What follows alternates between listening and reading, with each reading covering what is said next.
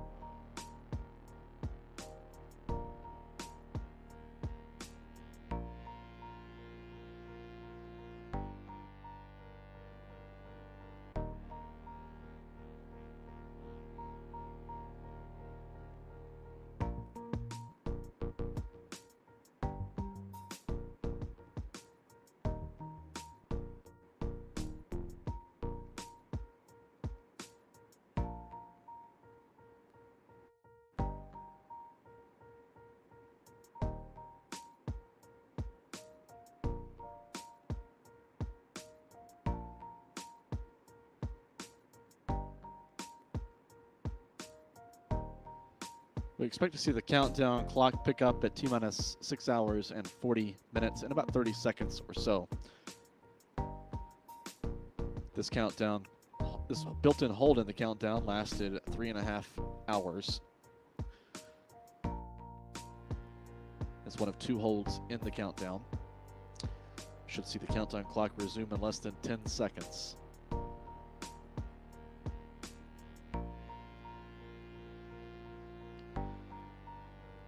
There we have it, T-minus 6 hours, 40 minutes and counting.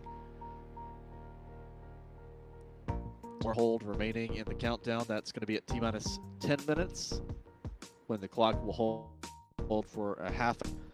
During that hold, Launch Director Charlie Blackwell Thompson will poll her team over at the Launch Control Center for a final go for launch before entering the final 10-minute terminal countdown sequence. No issues reported so far this afternoon, this evening at Kennedy Space Center as propellant loading on board the core stage continues.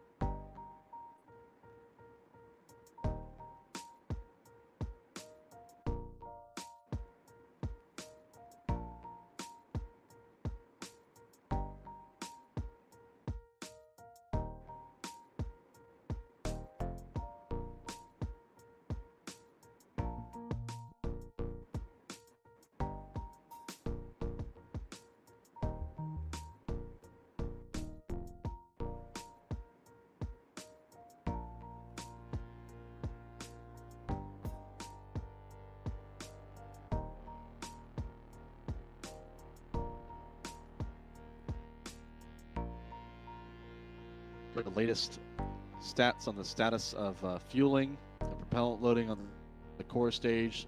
Liquid oxygen 3%, liquid hydrogen at 58% full.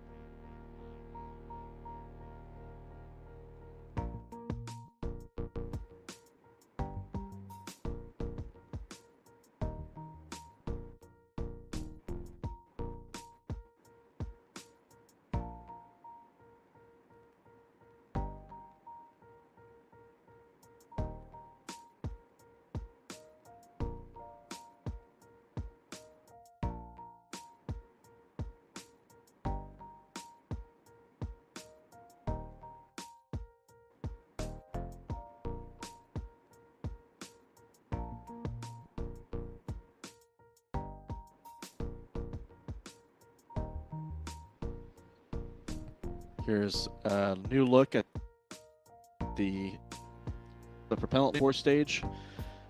Liquid oxygen, which loads slower than the liquid hydrogen, is now half full. Hydrogen now at 76%.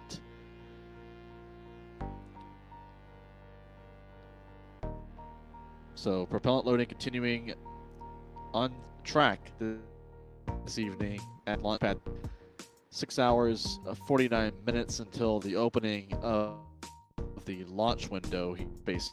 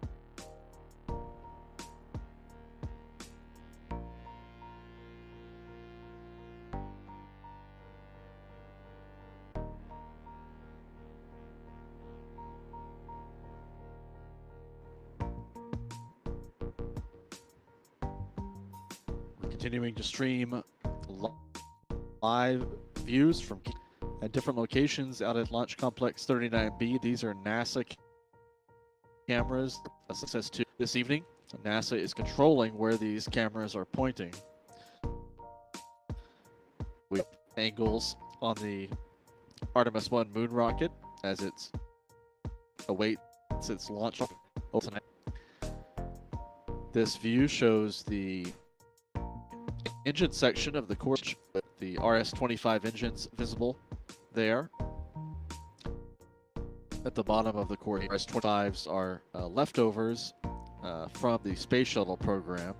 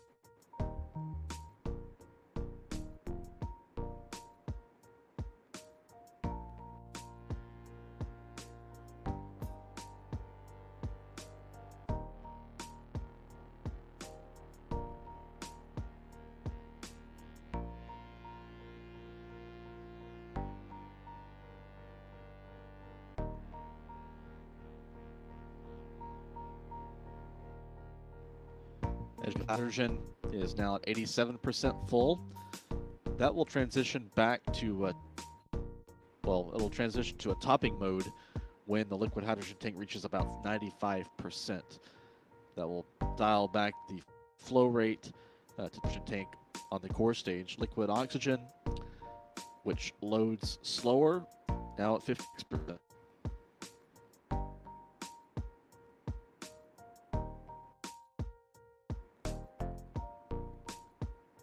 And as liquid oxygen is flowing into the core stage, we're now seeing some gas vapor venting from the top of the liquid oxygen tank out at pad 30 normal as the liquid oxygen boils off in the warm Florida atmosphere. Once tanks, and after they're topped off, they will transition to what's known as replenish mode, and the liquid oxygen and liquid hydrogen will be gradually replenished. A little bit of those propellants will be pumped into the rocket to replace what boils off throughout the hours remaining until liftoff. We're now 6 hours and 40 minutes from the opening of the launch window. The countdown clock, as you can see here, is at minutes. That includes 30 minutes of hold time. That when the clock is T-minus 10 minutes. That's a pre-planned hold at 10 minutes,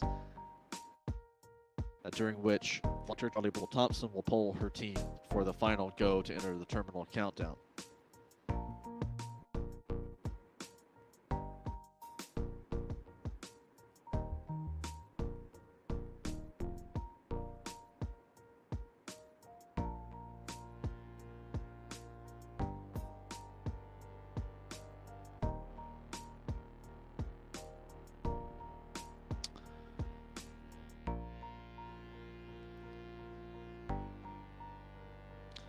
Throughout the year, we've been bringing you live coverage of major events in the Artemis 1 launch campaign.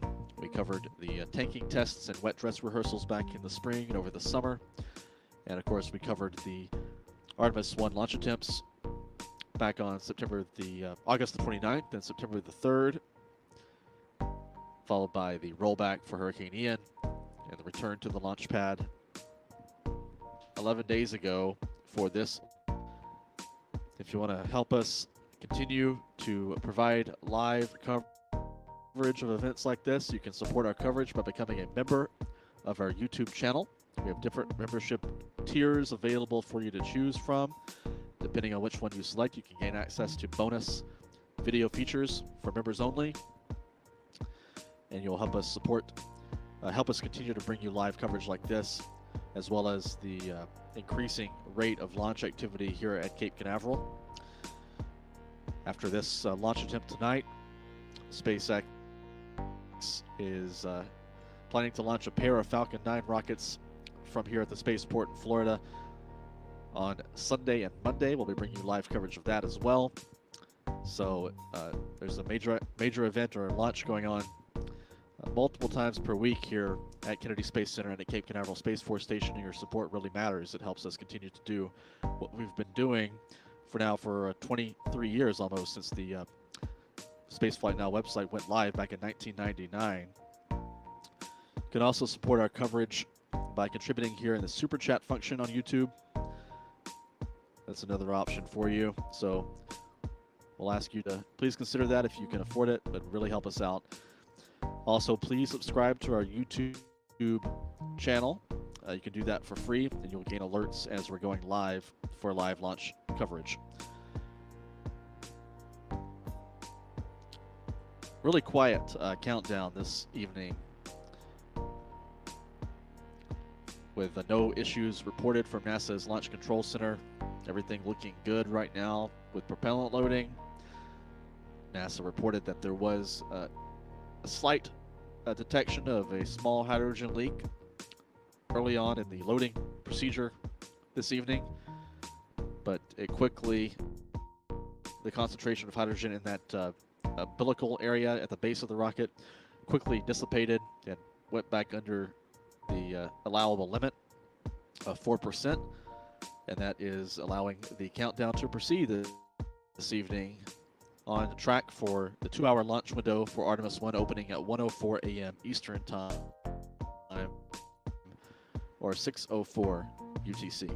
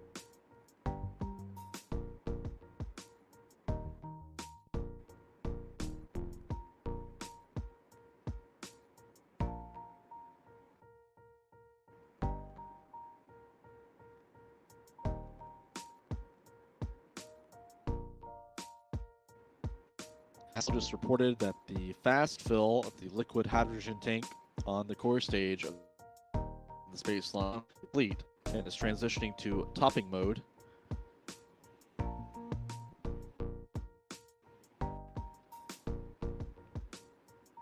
Liquid oxygen, 64% leakage. About an hour remains in the liquid oxygen loading this evening, according to NASA.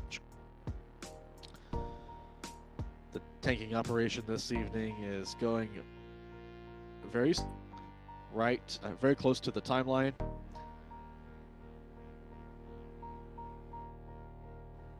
Now preparations are on track for the opening of the launch window at 1:04 a.m. Eastern Time, or 6:04 a.m.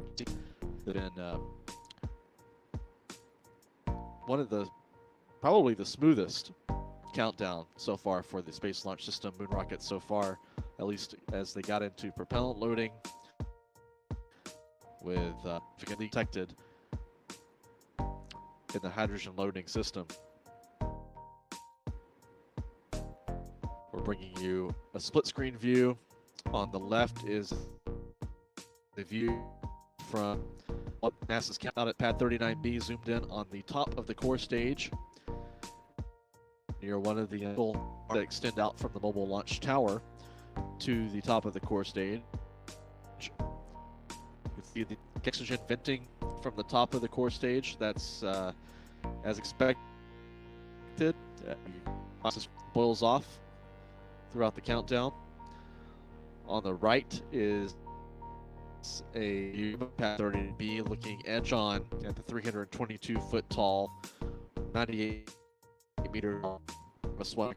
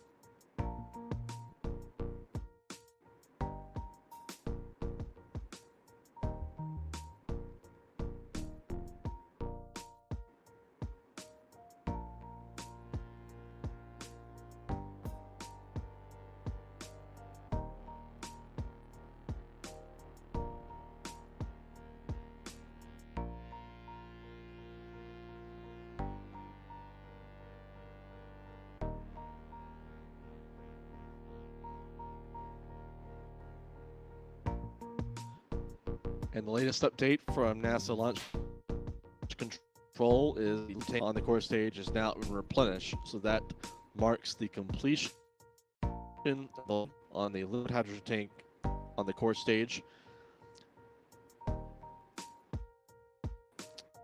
Replenish indicates that the liquid hydrogen will be slowly replaced and it boils up the rest of the countdown. So, cryogenic propellant tanks on the Artemis 1 moon rocket now full.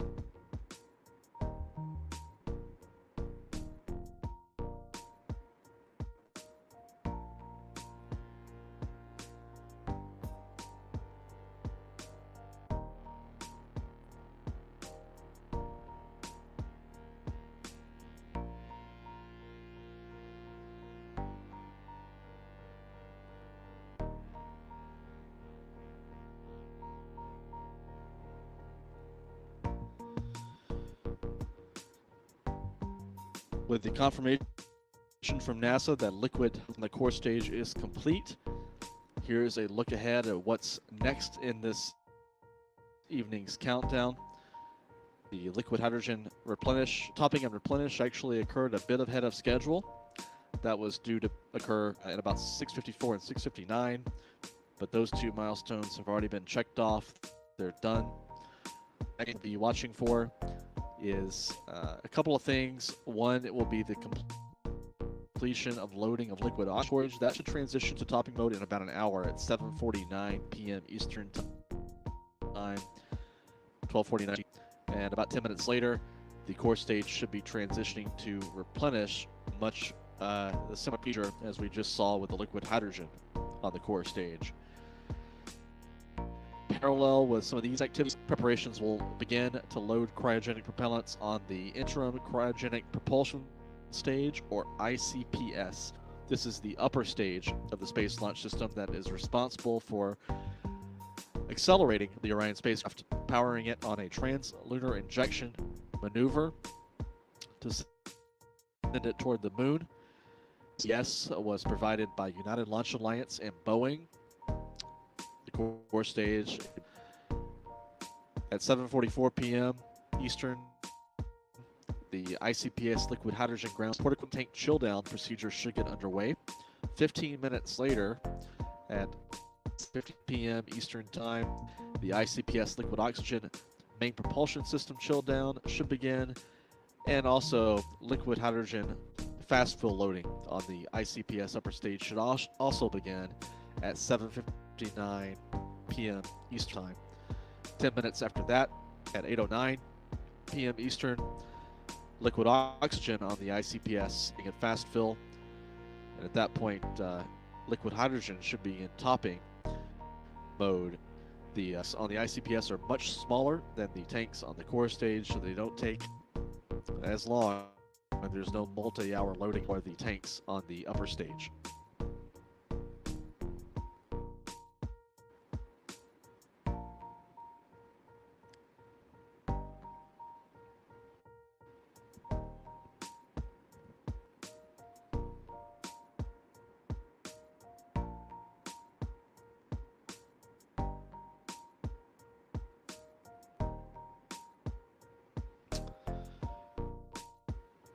And once those milestones are complete, here's a look at what we can expect later on in the evening.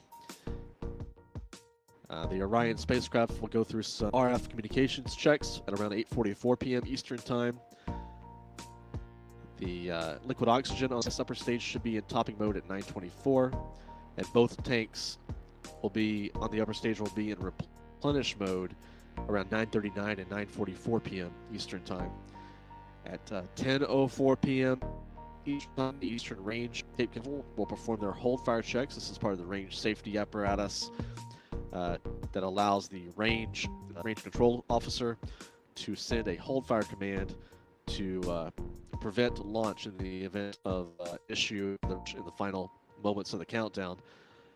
At 10:24 p.m. Eastern time, you see the core stage gyro compass alignment. This is part of the inertial navigation system on the core stage to align its gyro compass for the flight to space tonight. At 10:49 p.m., we'll see system testing. The flight termination system is the range safety system that would destroy the moon rocket in the event it veered off its predetermined course in populated areas. That FTS includes pyrotechnics that would basically blow up the rocket if it at 10:59 p.m. Eastern time. The launch day trajectory file will be uploaded to the rocket's flight computer, and then at 12:04 a.m. Eastern time, we just or steering checks of the upper stage RL-10 engine.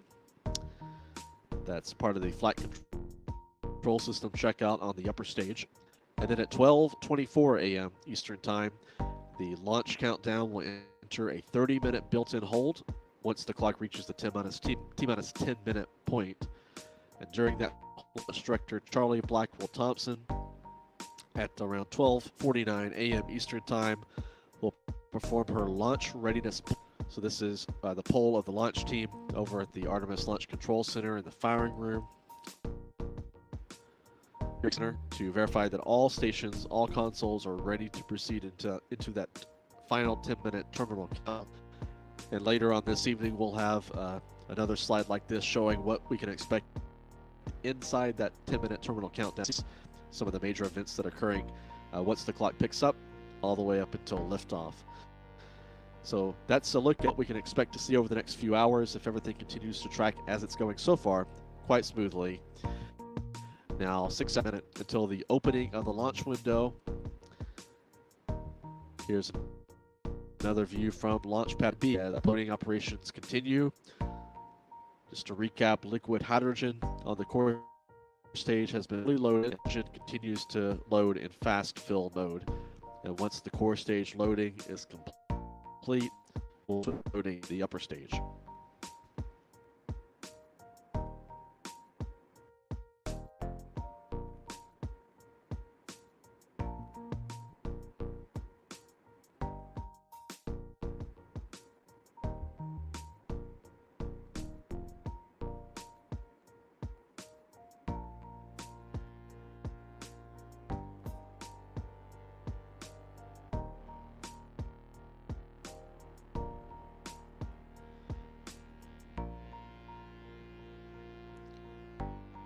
This view on mobile launcher out at pad 39B shows one of the liquid oxygen feed lines on the core stage.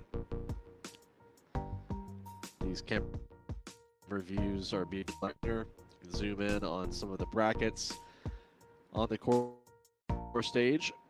You get a good sense of the spray-on foam insulation. It looks like there is a bit of frost or ice built up on the bracket on the outside of the core stage. This is not unexpected because if you remember, the aboard the rocket are very, very cold. Liquid hydrogen at about minus 3 Fahrenheit, liquid at about minus 294, 298 degrees Fahrenheit. The cold fluids that are loaded into the core stage, and that foam insulation, the ice or frost buildup outside the rocket, but there are some frost accumulation on the outside of the core stage.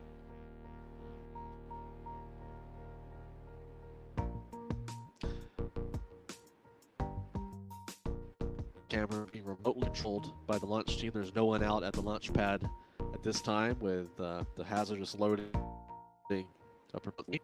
The Launch Control Center is located about 3 to 4 miles south of pad 39B, right next to the Vehicle Assembly Building here at Kennedy Space Center. And the team charged operating out of Firing Room 1 of the Launch Control Center.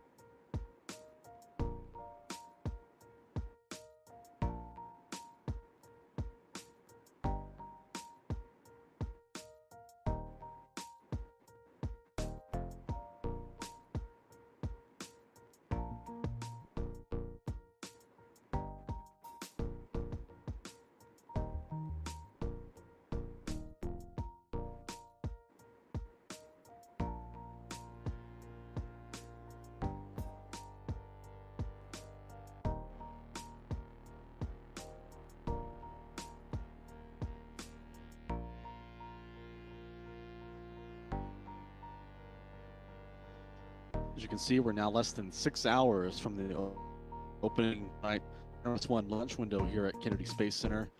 30 minutes different than the minute and the actual time until the opening of the window. Again, that's due to that 30-minute built-in hold that is coming up at the T-minus 10-minute point. Latest update from NASA Launch Control is that the liquid oxygen tank has passed the 81% full mark. That was as of a few moments ago. Liquid hydrogen, of course, is full on the core stage. And in short time, preparations will commence to load cryogenics onto the interim cryogenic propulsion launch. That stage will contain 22,000 gallons of propellant. And in comparison, contrast with the 733,000 on the core stage, you can get a sense of the differences in scale of these two stage system. You can see a more vigorous stream of vapor outside the gaseous oxygen vent at the top of the core stage as that liquid spills off. Now, 5 hours from the launch window.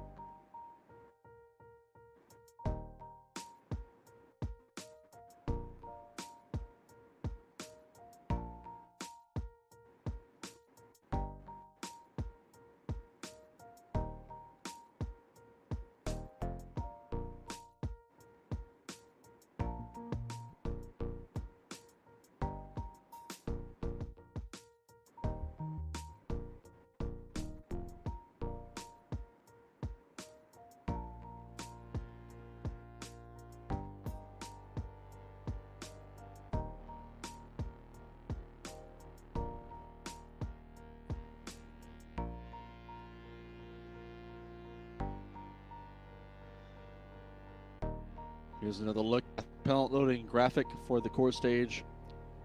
Liquid hydrogen at 100% as and look now passing 84% full. That will transition from asphyl mode after it reaches above a level of about 95%. And then that liquid oxygen tank will be to a total capacity of 196,000 gallons.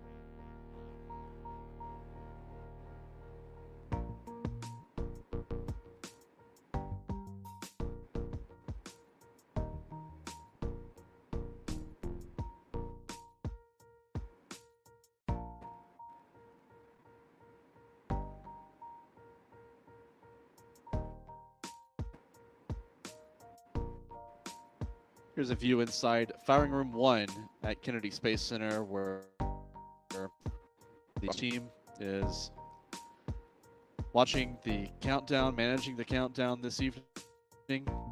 This is the Launch Control Center, which is right next to the Vehicle Assembly Building here at Kennedy Space Center, around 39B. Right now, a page of the Space Launch System, built by United Launch Alliance for about 22,000 gallons of liquid oxygen propellants will be loaded into this upper stage.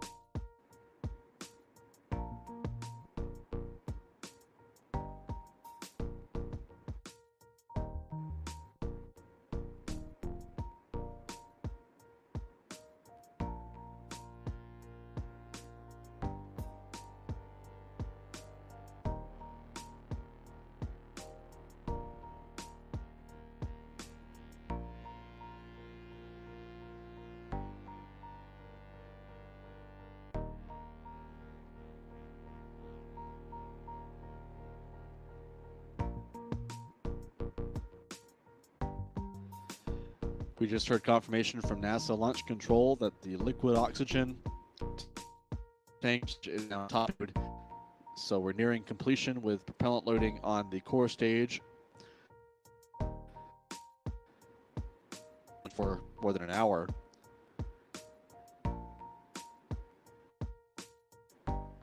The Artemis 1 countdown, everything looking good for liftoff during the 2-hour window tonight, opening at 1:04 and 6:04 a.m. UTC.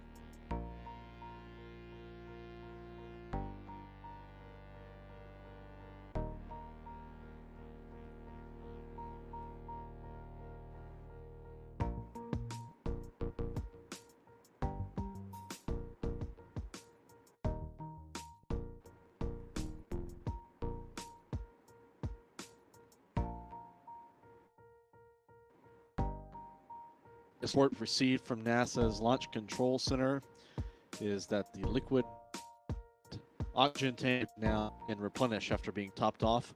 So it's now in replenish mode. And with that, the Space Launch System is fully loaded with 733,000 gallons, 537,000 gallons of hydrogen, 196,000 gallons of oxygen, and that was accomplished without any significant leaks, according to NASA. Step in this evening's countdown will be loading of the same mix of propellants, liquid hydrogen, and to the interim cryogenic propulsion stage. This is the upper stage of the rocket. It will be sending the Orion spacecraft out toward the moon with a pair of burns using its RL engine that to space after the 2 solid rocket boosters and the core stage finish their job of flight. A very clean countdown repeating so far, according to NASA. This appears to be the count Artemis 1 moon rocket to date. That includes the number of capsules and tanking tests, as well as the 2 scrubbed launch attempts back on September the 3rd. 5 hours and 16 until opening of tonight's launch window. The countdown clock is heading down toward the built-in is going to be at T-minus 10 minutes. That hold will last for a half hour. Charlie Blackwell Thompson will poll her team for a go or no-go to turnaround.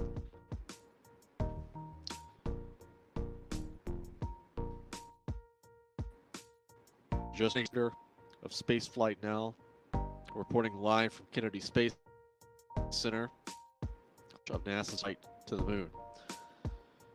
If you haven't done so already, please hit the like button here on our YouTube stream. That helps us gain a larger audience for our coverage. So if you want to do us a favor and hit the like button, YouTube created.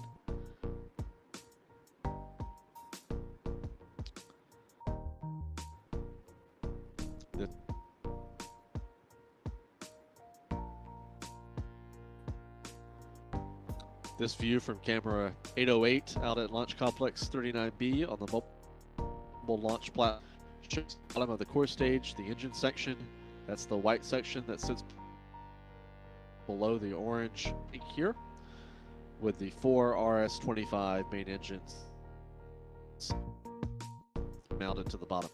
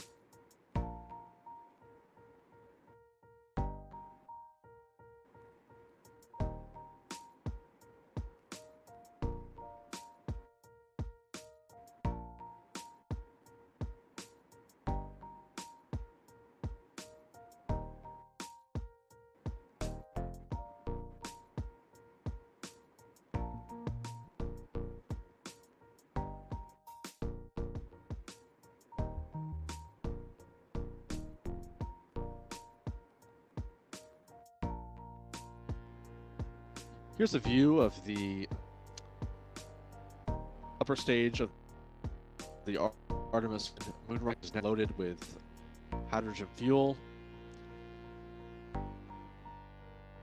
About 22,000 liquid hydrogen and liquid oxygen will be pumped into the upper stage of the rocket for the next or so.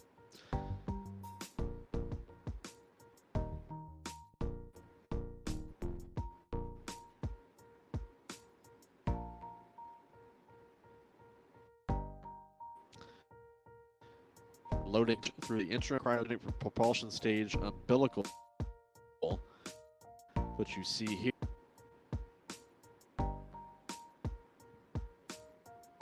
That's located in the launcher tower, and that supplies fuel and oxidizer as well as propulsion and heat and electrical connections to that upper stage while it's on the pad. And upper stage derived from the upper stage that's used on United Launch Alliance's Delta IV Heavy rocket. This version of the upper stage has slightly larger propellant tanks, but it uses the same design. An RL-10 engine from Aerojet Rocketdyne will power this stage. The engine 2 times to place the Orion spacecraft onto a trajectory toward the moon. The first 20-minute burn called the perigee raise maneuver, and that's required to place the spacecraft into a low Earth orbit because the core stage and the 2 solid rocket boosters will work to get the Orion spacecraft to orbital velocity, but it won't quite require to enter a stable orbit, so that'll leave the perigee or low point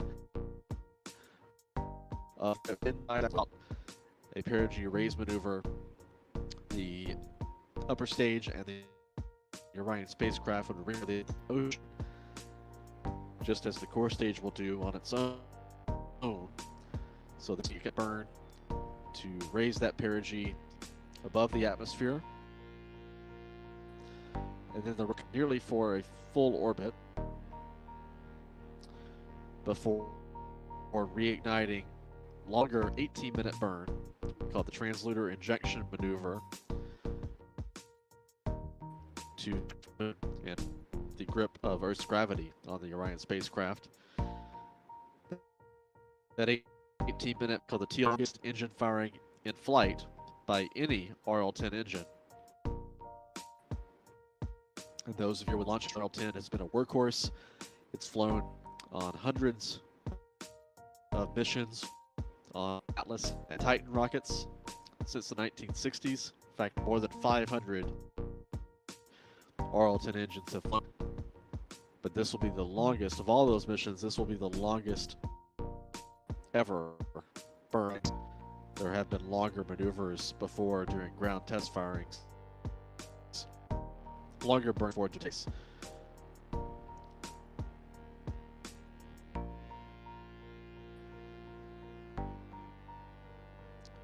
Coming up in a few minutes, we'll pass the 5-hour mark. Remain on clock, showing T-minus 4 hours, 33 minutes as the clock toward the build. Still no issues being reported by natural.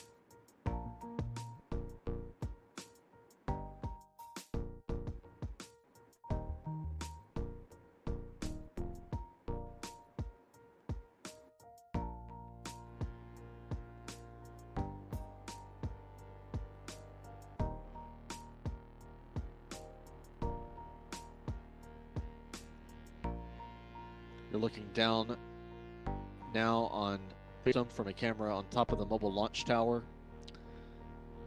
There's a great view of the Orion spacecraft cocooned inside its aeroshell.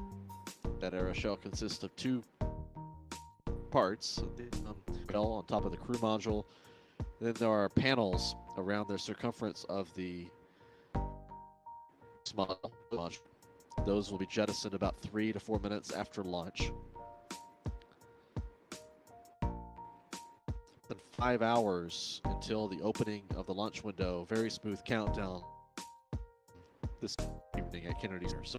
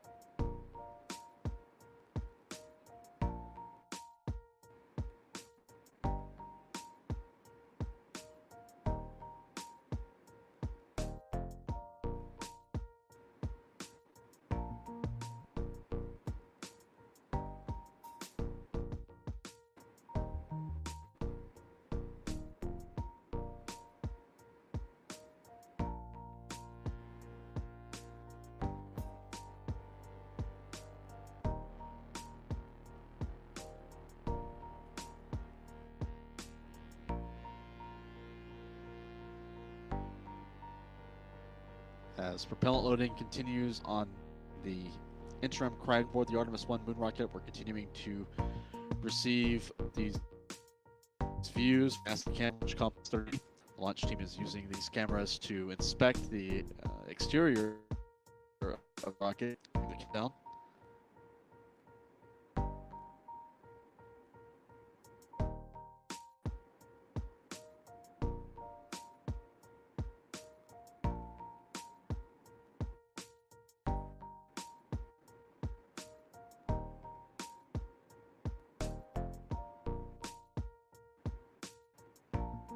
NASA Launch Control reports the liquid hydrogen tank on the upper stage is now at 18% full. Liquid oxygen on the upper stage is at 44% full. These are much smaller propellant tanks on the upper stage than the core stage tanks are. Some signs of vapors venting from the upper stage vent valves as propellants are loaded on board. And just a moment ago, the countdown clock passed T-minus 4 hours and 4.5 hours from the start of the launch window, accounting for the planned 30-minute hold once the clock reaches T-minus 10 minutes.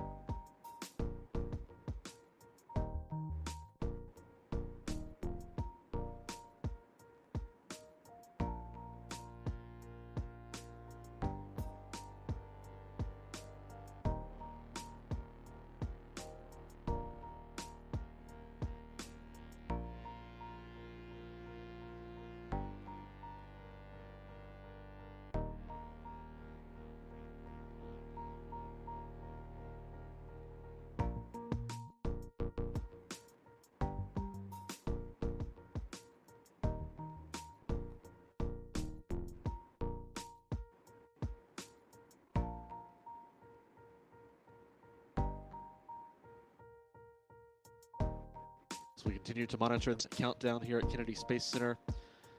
We want to invite you once again to support becoming a member of our YouTube channel. We have different membership levels available to choose. Tier you select, you can have access to members only videos out here on our YouTube, and you'll be again supporting our coverage to help you help you. Like, you can also contribute in the super chat function in the chat here on our YouTube stream. A few of you have done that tonight, and we thank those of you who have contributed. That will help us continue to bring you live streams like this one. Also, there's a button on our YouTube stream. By hitting the like button, you know more people watching this countdown and launch of the space launch system, the rocket ever developed and designed by NASA.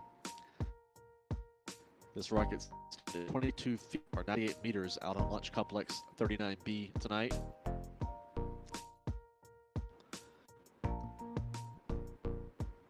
Now 4 hours and 20 minutes or so remaining until the opening of the launch window.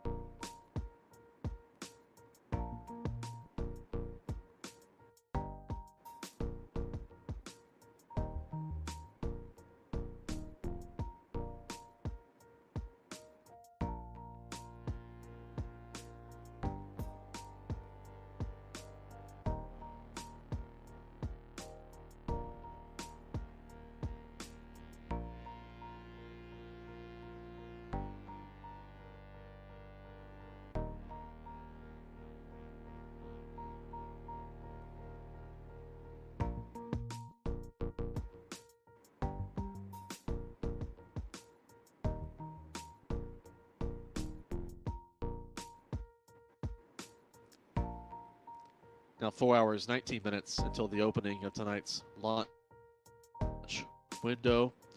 User Artemis for contributing in the super chat, becoming a member of our channel, or them for their support.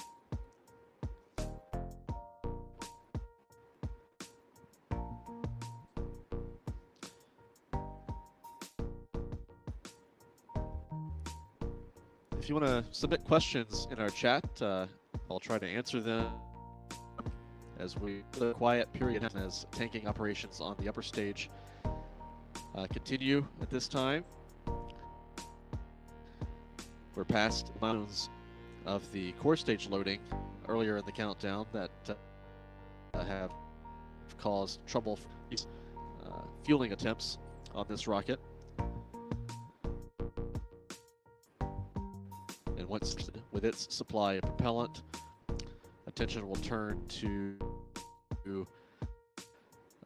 some assists on the upper stage, as well as RF communication.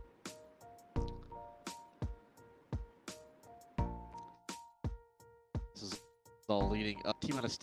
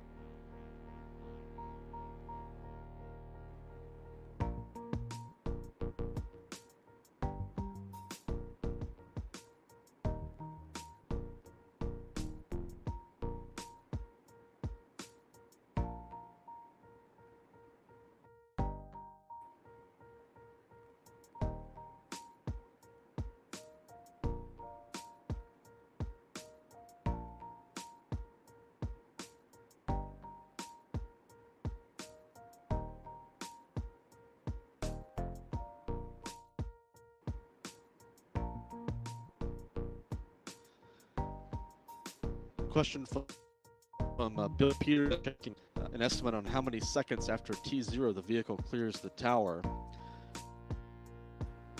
To be clear of the mobile launcher tower at T+7 seconds, and the lightning protection towers at pad 39B at T+8 seconds.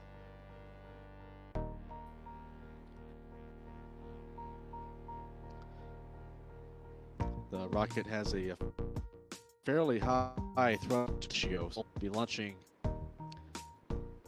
at a good pace, at a good clip.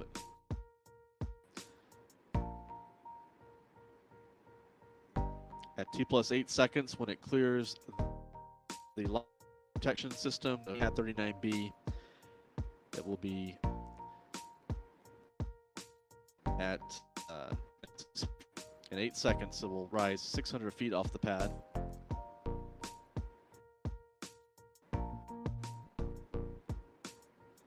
And in those 8 seconds, it'll be traveling about 86 per hour.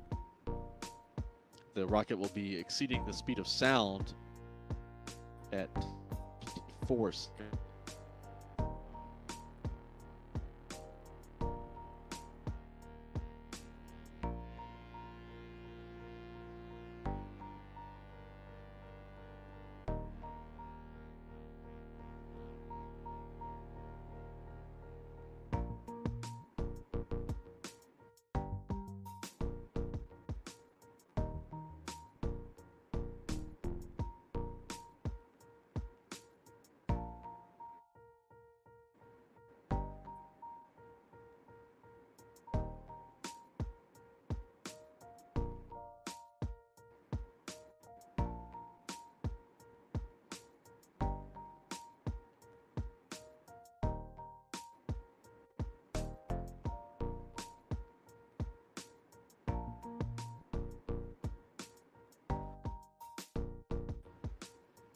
Wolfpack passes the Q time. That's the time of maximum aerodynamic stress on the rocket. That will, a little after the rocket exceeds the speed of sound. Max Q is expected at T+70 seconds, so a minute 10 seconds after launch, a period of maximum aerodynamic pressure on the rocket.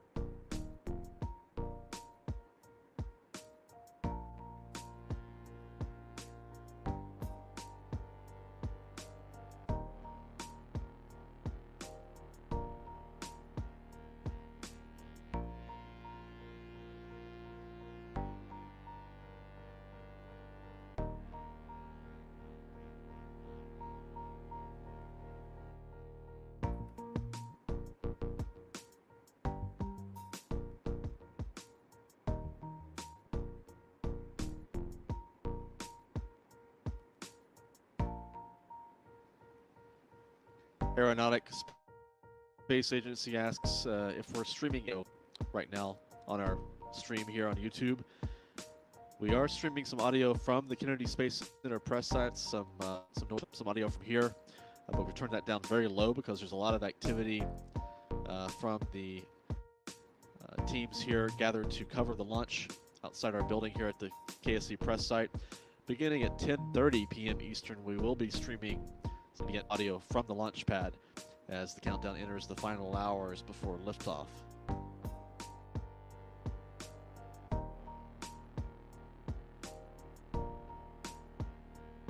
And some news to report now.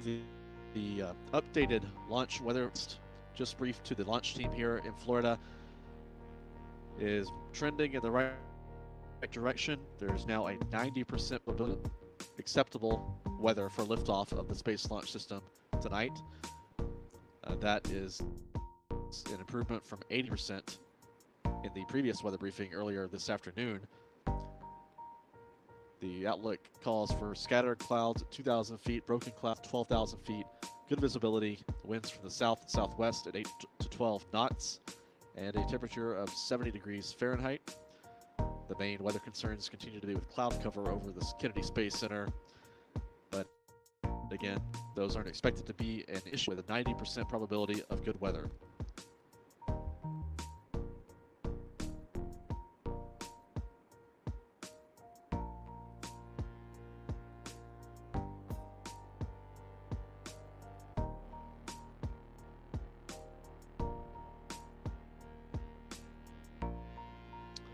Super CC asks, why is the countdown clock different from the launch window open clock?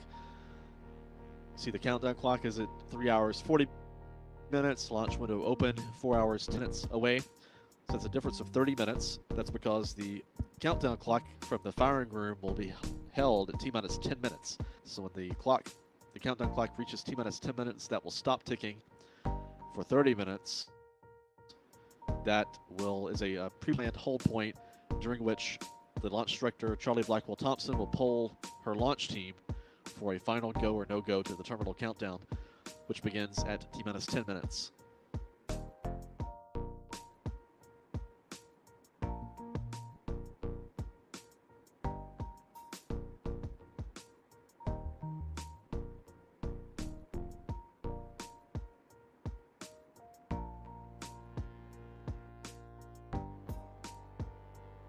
Jury asks, are we at 39A or 39B? Tonight's launch is from Launch Complex 39B, which is the northernmost launch pad here at the Florida Spaceport. It was originally built for the Apollo program as a twin to Launch Pad 39A. It remained in service during the Space Shuttle program. And after the shuttle retirement, Pad 39A was leased to SpaceX, which uses that pad for Falcon 9 and Falcon Heavy launches, including crew missions to the International Space Station. Pad B was retained by NASA and converted for use for the Space Launch System.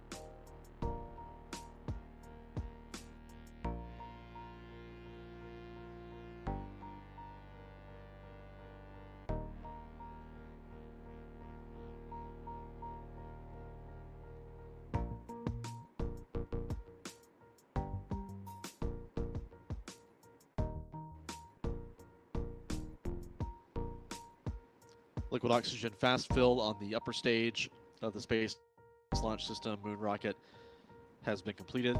That transitions to the next step, which is a valve validation and leak test on the liquid oxygen system on the upper stage.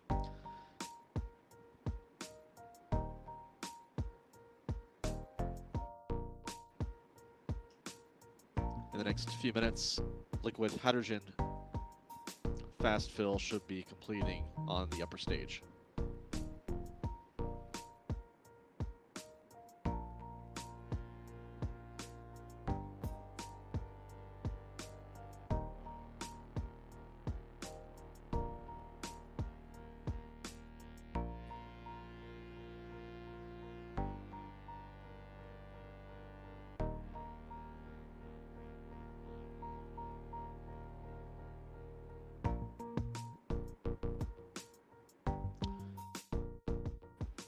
Brian, see this launch from St. Petersburg, Florida, and if skies are clear,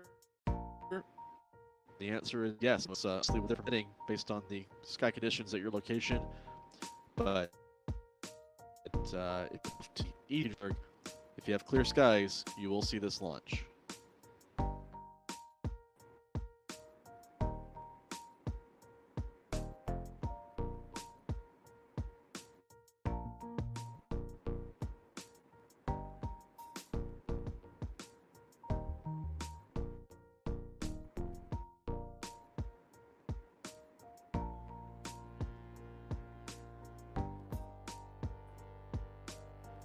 How long for Artemis to reach the moon, and what has changed with the mission since the first launch attempt?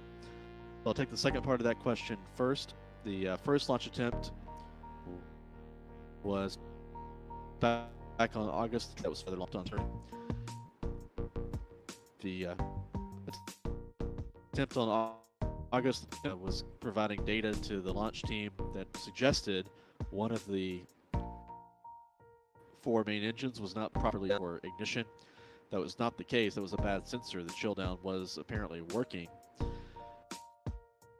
So NASA attempt on September the 3rd, that was scrubbed due to a significant hydrogen leak.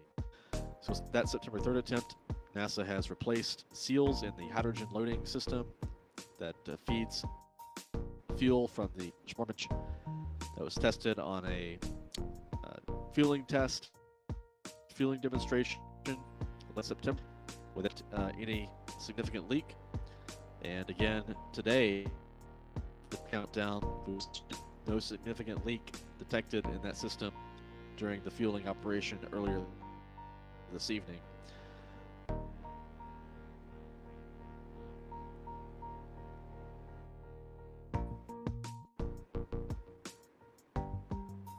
So as for the other part of your question, how long for Artemis to reach the moon? This occurs tonight or Wednesday morning during the window opening at 1:04 a.m. Eastern Time. And it's scheduled to perform a close flyby of the moon about 80 miles from the lunar surface on first. That will be including a burn by the Orion spacecraft's main engine to swing into a distant retrograde orbit around the moon. So it'll be about a 5-day transit from Earth to the moon for the Orion space booming, which happens tomorrow morning or later tonight, depending on your time zone. Will be a 25.5-day mission, assuming the launch occurs tonight. Splashdown in the ocean for the Orion spacecraft expected on December the 11th at Eastern Time in the Pacific off the coast of San Diego. One change regarding mission duration from the previous launch attempts. Its orbit aligns with the trajectory of this mission. And orbital dynamics could be a class mission of about 3.5 weeks. So the Orion spacecraft will enter this distant retro and circle the moon for 1/2 of an orbit, a half lap around the moon, or exit orbit to begin its return journey to the Earth. If the launch had occurred back in late August or early September, it would have been a long class mission of about 6 weeks, and the Orion spacecraft would have completed 1.5 orbits of the moon in that distant retrograde orbit. Mission will satisfy either type of mission, a short class mission or a long class mission. NASA says will satisfy the mission goals, objectives for Artemis 1. Top of the list of those objectives is to demonstrate the Orion spacecraft's returning through Earth's atmosphere from lunar reentry velocity, which is faster than spacecraft re-enter the atmosphere when returning from low Earth orbit, such as the International Space Station, that requires a beefier, more capable heat shield, and that heat shield will be put to the test at the end of the mission. So that is the #1 objective for Artemis 1. And you may ask, what about the rocket? What about the other mission objectives? Well, in order to achieve that top objective, all those other parts of the mission have to work. So that will assume the rocket performs as expected and the various systems on the spacecraft perform in order to achieve that end goal of re-entry into the atmosphere at lunar velocity.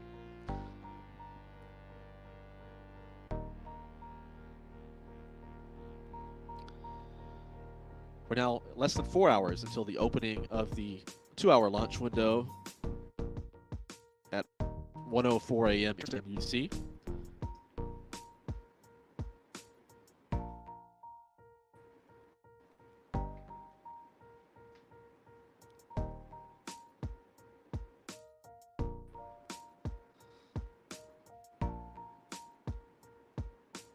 At last report from now control, the liquid oxygen on the upper stage was in topping mode. Fast fill was completed on liquid oxygen, at least. Liquid hydrogen continued. So we're coming up on the end of the tanking operation this evening. Still no issues of any importance reported. Control, a very smooth countdown so far this evening.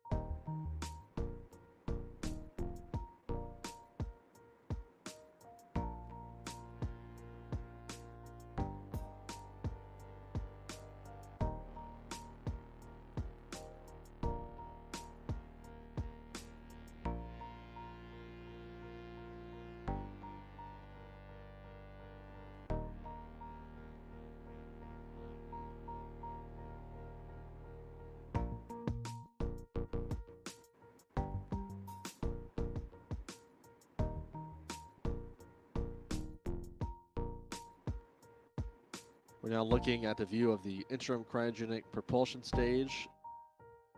Venting visible.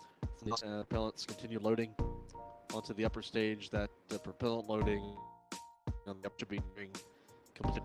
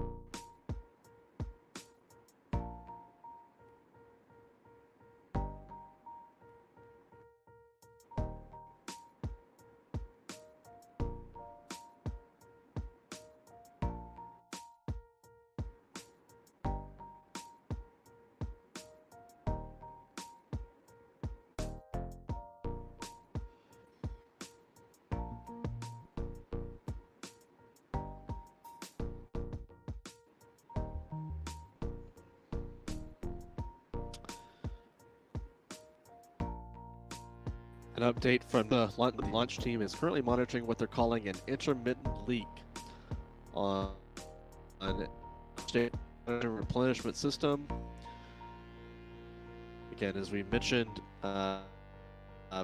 what the core state tanks were fully tanked, they transitioned to replenish mode because they have to the rockets to replace what boils off in the ambient warm Florida air here at Kennedy. So there was short duration spike in the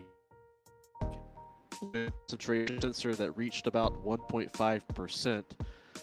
NASA says this is an open answer. Because of that, the limit is 1% for an allowable concentration in air. The hydrogen concentration dipped back down and is currently about point of the limit. But teams are carefully watching that sensor reading to see if it back up. And if it does, the next course of action could be to send red team to the pad to evaluate the situation and make any troubleshooting that may be required. That red team consists of engineers and technicians that are trained to go to the launch pad with rocket.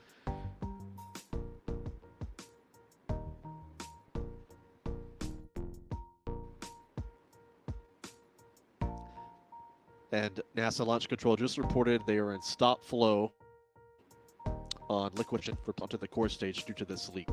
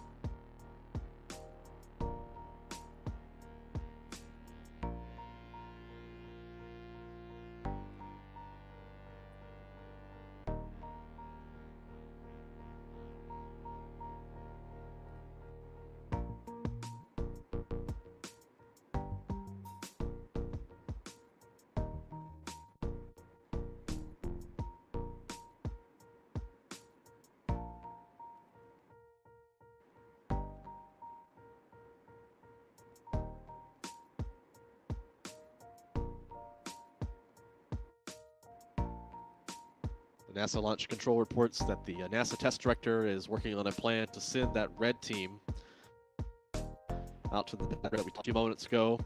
Consists of technicians and engineers who are trained to go into the launch complex, and they're going to,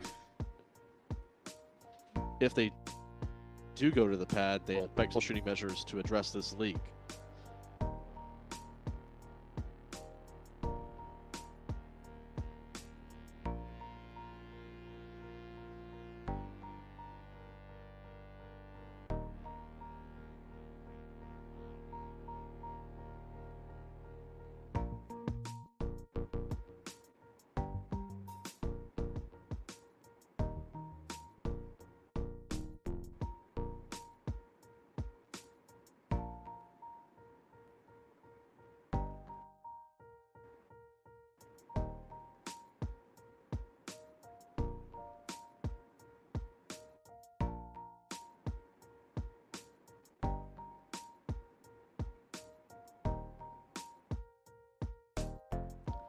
So again, the NASA test director is developing a plan to send the red crew out to Launch Complex 39. If this plan is approved, with some nuts at the base of the mobile launcher, these nuts presented with where this leak potentially is originating. So those plans are being developed now to send this red team out to the pad. We'll let you know when we receive confirmation that the red team is indeed going to head out to the launch complex to resolve the intermittent leak in the liquid hydrogen repulsion system.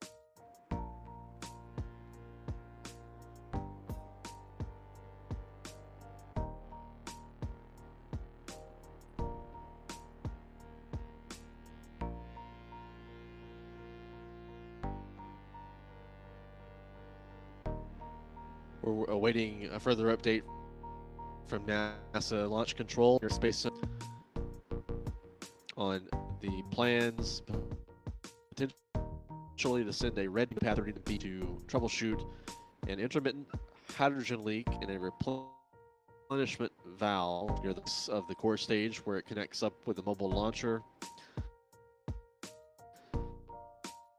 If it's a red, their task will be to torque packing nuts on the area around this. Packing nuts are in place to prevent the fuel from leaking through that connection. It's similar to a packing nut faucet in your home. The nut is there, water, when the faucet is on or open. So look here, packing nuts on the hydrogen system out at pad 39B. So NASA is hopeful that just torquing these nuts in this system will eliminate the leaks they're going to potentially try to do. The last update we heard was they were developing the route to. We haven't heard that they have indeed departed their fallback position yet.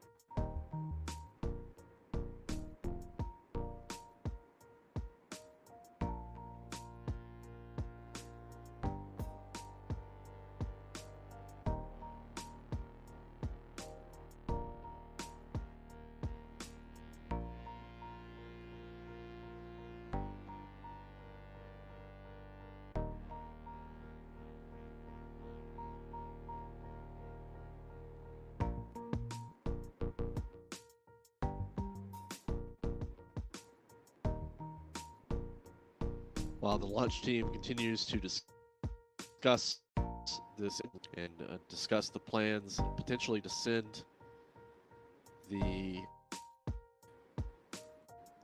mountain pad to troubleshoot the leak, there's no update yet from NASA Launch Control where may impact the target launch time. Again, that 2-hour launch for Wednesday morning at 1:04, opening at 1:04 a.m. Eastern.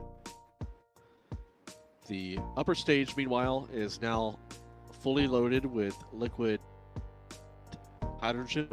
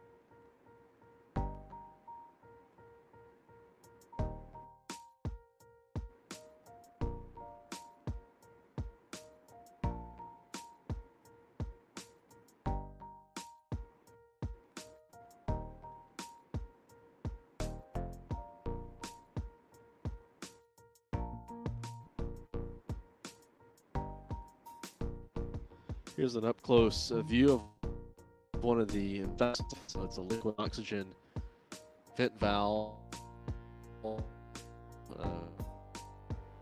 Allows gas to escape from the tank as it boils off. I believe that was on the upper stage of the rocket there. Cool view we had just a moment ago of the vent valve.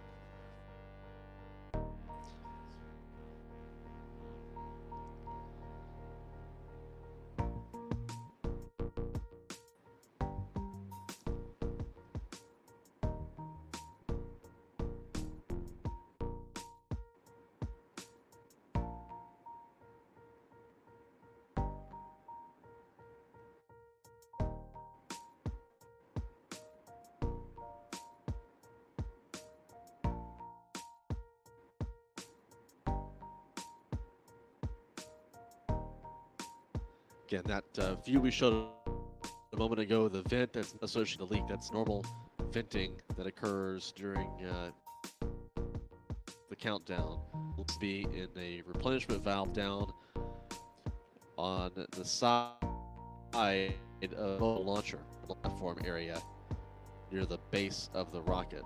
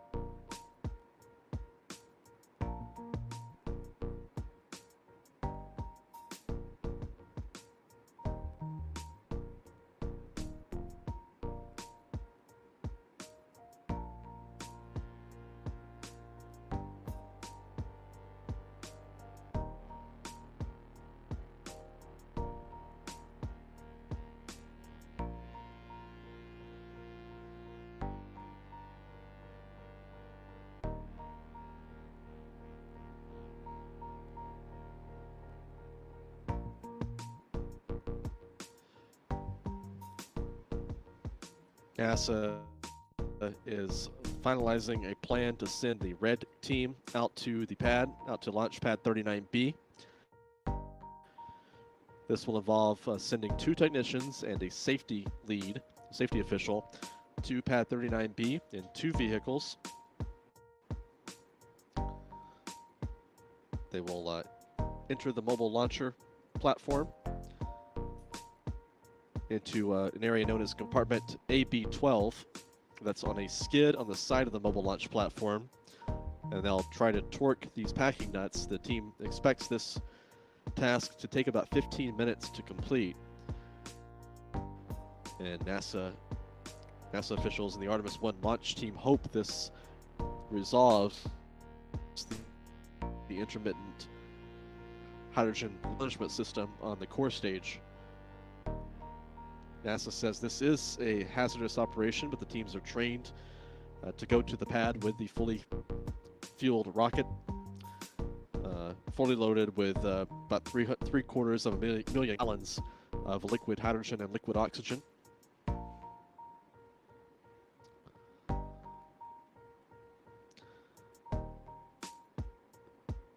NASA launch director Charlie Blackwell Thompson has signed off on this, the red team to the pad, to NASA.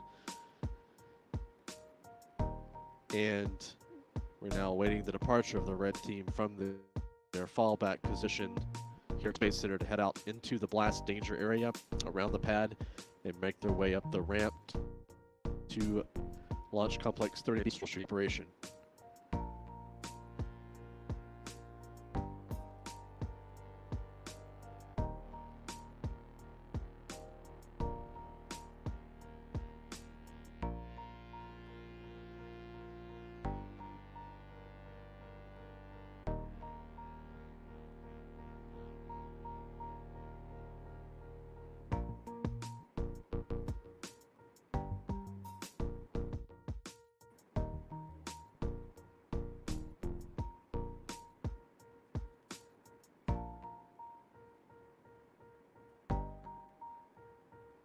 We're now streaming a view from one of the cameras out at Launch Complex 39B, looking at the pad gate. Of course, that gate is open already to allow the red team to enter the pad. That pad gate was left open when the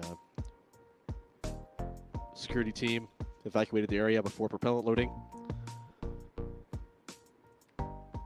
So we hope to see those 2 vehicles that carrying the 2 technicians and safety official to the pad when they arrive in the next few minutes.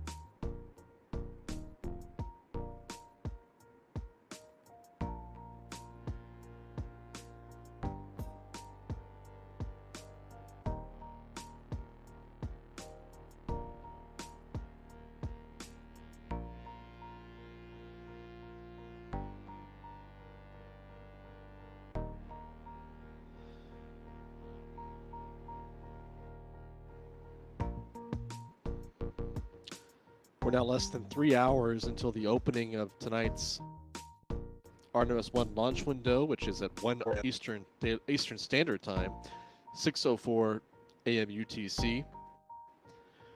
We're awaiting arrival of the so-called red team at Launch Complex 39B. NASA Launch Director Charlie Blackwell-Thompson announced their entry into the pad over the next few minutes. This team will consist of 2 technicians and a sailor who will drive 2 vehicles out to the pad. They'll enter the blast danger area. It's the roughly 400-foot radius around the rocket that is evacuated of all personnel. But this red team is trained to enter the pad with a mostly fueled rocket. This is a hazardous operation, NASA. However, like I said, the team has practiced this and is trained to do this activity. This was occasionally quite to make final adjustments and repairs during the space shuttle program once the space shuttle was tanked with cryogenic propellants. Other launch companies such as United Launch Alliance have also made use of red teams in the past as well. This is a type of activity that launch teams can use to get some hands-on work done at the pad if they need to, because they're limited in what the team can accomplish from the Launch Control Center about 4 miles away from the pad. We're now seeing the red team begin to... Yeah, this is supposed to be 2 vehicles, and we're seeing these 2 vehicles approaching Launch Complex B right now.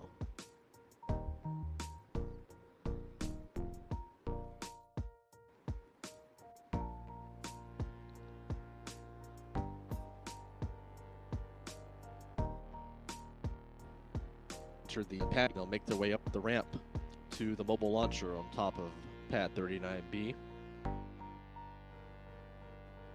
Again, they're heading to an area of the mobile launcher known as compartment AB12. The leaky replenishment valve is on a skid on the side of the mobile launch platform.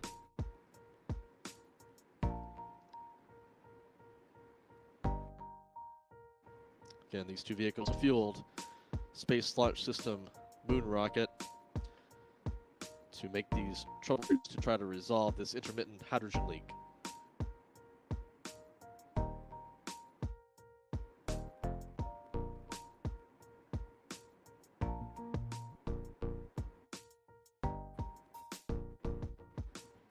Again, NASA has said this is considered a hazardous operation. However, they're trying to approach the rocket when it's fueled, and in fact, future launches back in the space shuttle program, the astronauts will be boarding the base fully tanked, fully fueled with liquid hydrogen and liquid oxygen.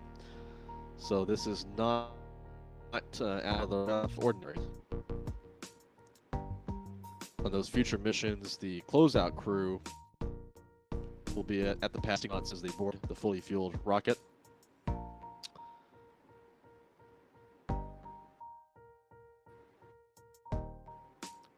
We see these 2 and a safety official now exiting their vehicles onto the mobile here in a few moments.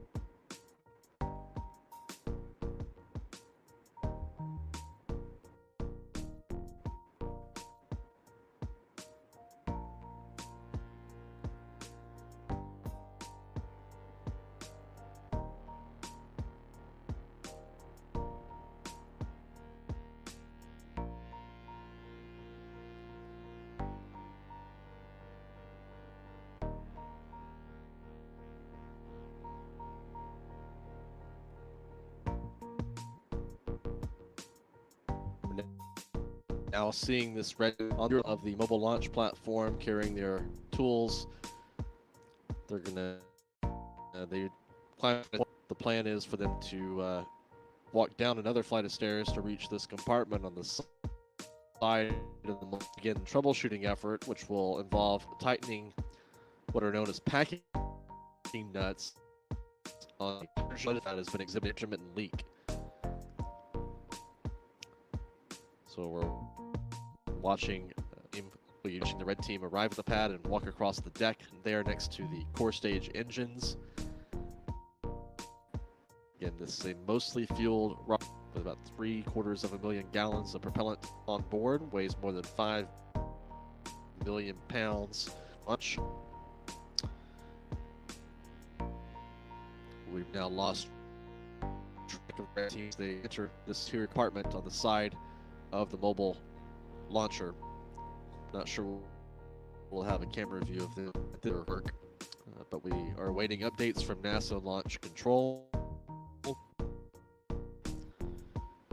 of their troubleshooting, and when they're complete, when they're done, we expect to see them reemerge and walk across the platform again.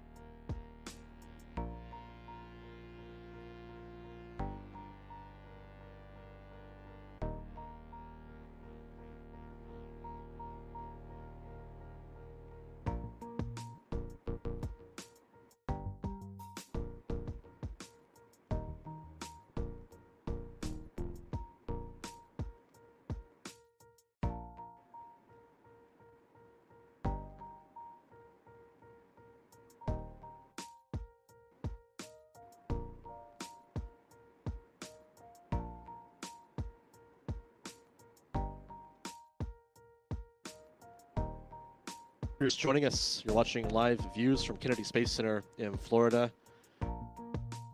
We're covering for NASA's Artemis 1 moon rocket. This is the first flight of the Space Launch System rocket that's been in development a decade.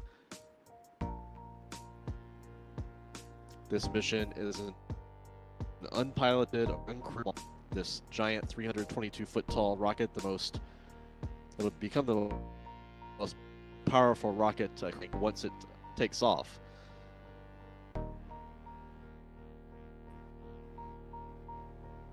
On top of the Space Launch System is NASA's Orion spacecraft, even that on future missions, beginning with Artemis 2, if this mission goes well, will carry between Earth and the Moon. The Artemis program is a lunar expedition that's designed and aimed at returning humans to the Moon for the first time. And right now, we're less than 3 hours from the opening of tonight's that window opens at 1:04 a.m. Eastern Time or 6:04 a.m. UTC. A team of 3 members of the so-called Red Team has arrived at Pad 39B to troubleshoot a leaky valve. They arrived at the pad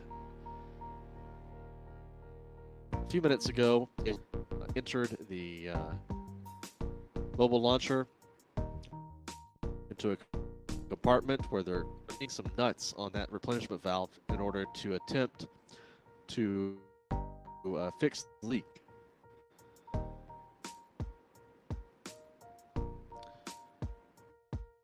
If you haven't had a chance to the stream, that helps us gain a larger following for our coverage.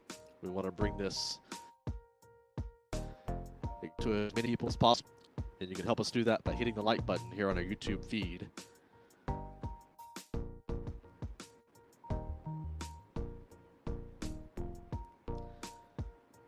Also, if you want to support our coverage, become a member of our YouTube channel. We have different membership levels of when you choose. You can gain access to exclusive members-only video features. So please hit the join button. And switch in that way. You can also support our coverage by contributing on our stream. A few of you have done that this evening, and we appreciate their support. Oh, please subscribe to our YouTube channel. You'll get alerts every time we're going live with. Right now, we're waiting on a word from the NASA Launch Control Team on the status of the work of this Red Team, which consists of 2 technicians and a safety official, currently at Pad 39B at Kennedy Space Center on a leaky valve.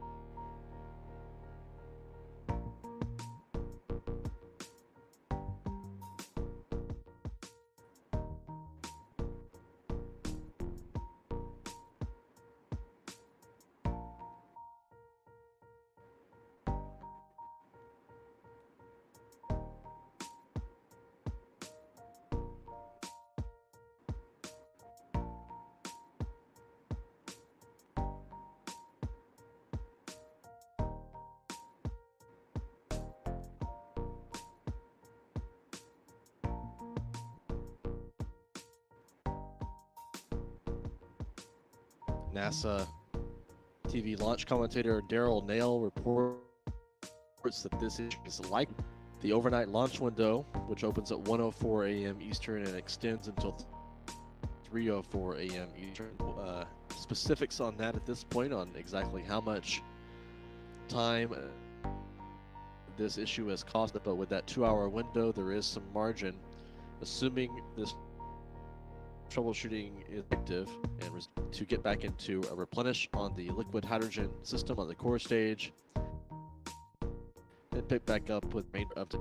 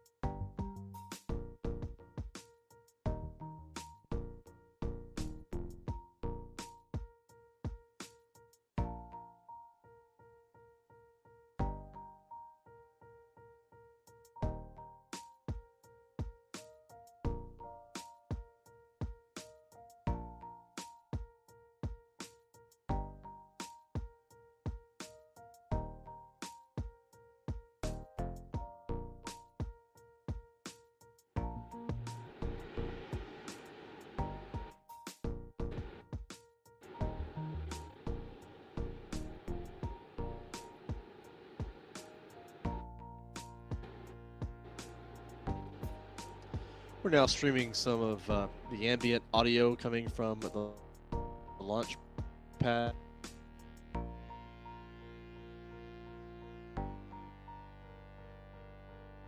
We were at NASA from Launch Complex 39B, listening to some of the sounds of the ground socket.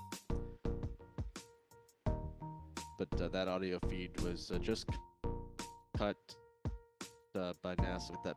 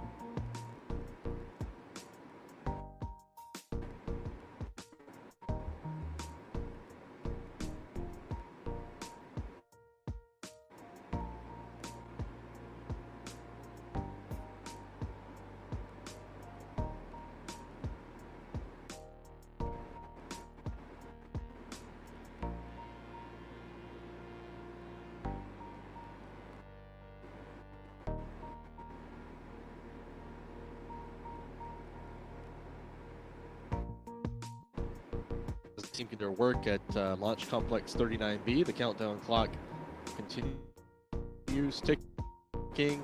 The firing room 1 here at Kennedy Space Center just past T-minus 1 hour 55 minutes. And 2 hours 25 minutes until the opening of the overnight launch window. 4 a.m. Eastern and extends until 3:04 a.m. NASA commentator Daryl Nail has reported from his station inside the launch control system is likely to consume some of that 2-hour window. Don't know how much, just the speed at which this team completes their work out of the pad, and only whether that work was successful in eliminating this replenishment valve on each platform. This team is tightening some bolts around, trying to tighten that system and resolve this leak.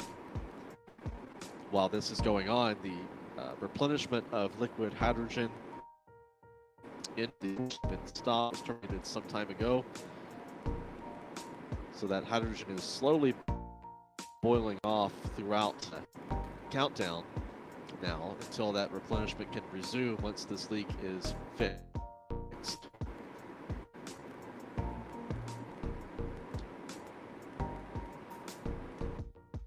It was a very count last hour or so when this intermittent hydrogen leak was detected and reported out from the launch control team. The launch team got past several hurdles early in the countdown that have cut short launch attempts, including the loading of liquid hydrogen into the core stage that proceeded without incident, without leak, insignificant leak at least, earlier this evening. The team also initiated the liquid hydrogen bleed to the engine section to begin thermally conditioning the 4 hours. That has been an issue that has affected both past launch rehearsals just a couple of months ago. No issues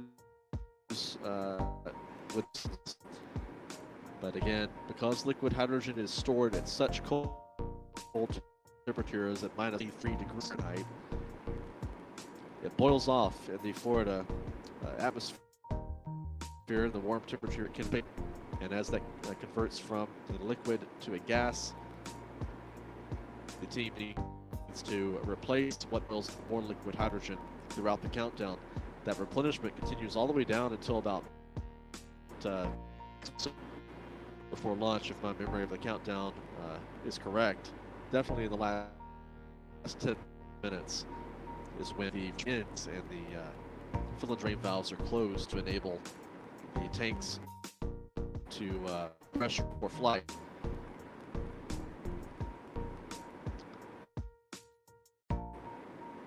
Now again, just to recap, we're waiting on the end of the troubleshooting operation, the work that's going on out at the pad with the red team, the 2 technical who arrived at the pad earlier this evening to address this leak. The team has currently been at the pad about 30 minutes.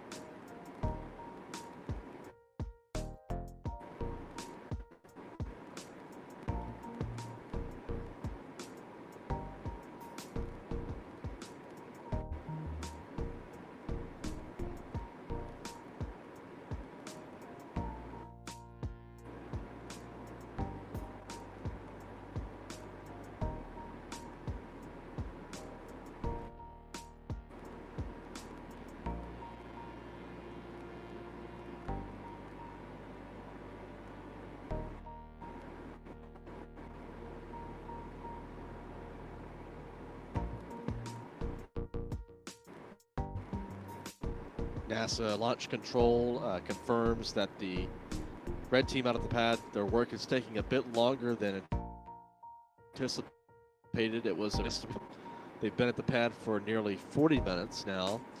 About 30 minutes of that time has been spent this with the leaky hydrogen replenishment valve. Now torquing down the bolts associated with this leaky valve, backing out of the area around that valve. The team back here at the Launch Control Center to cycle that valve to see if that torquing. So it's kind of a trial and error almost type situation where the team torquing the bolt, backing the launch controllers at the Launch Control Center, cycling the valve to see if it's still leaking. And then it goes back in and performs more torquing on those bolts. Again, this is expected, likely will delay the target launch time this morning from the opening in the window, which is 1:04 hours. There are 2 hours of margin in the countdown because of this 2-hour window. So the launch team has a little bit of time to work this issue. Hopefully it does get resolved and the countdown can continue and target launch perhaps later on into the window, which extends all the way until 3:04 a.m. Eastern Standard Time. We'll see. So we're still waiting on confirmation from NASA that this issue is that confirmation just yet.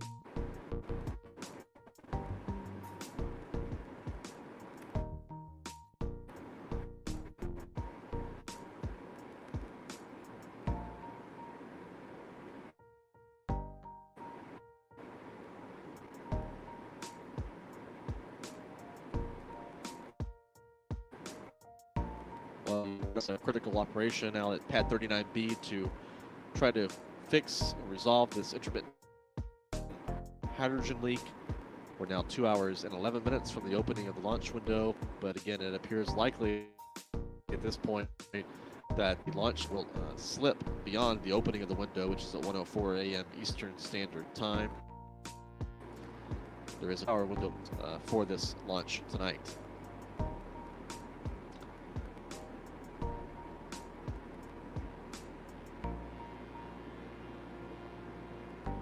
The countdown clock on the upper right, it's minutes. 2 hours, 10 minutes remaining until the opening of the launch window. A 30-minute differential there, as before. The 30-minute differential is due to that half-hour built-in hold planned at T-minus.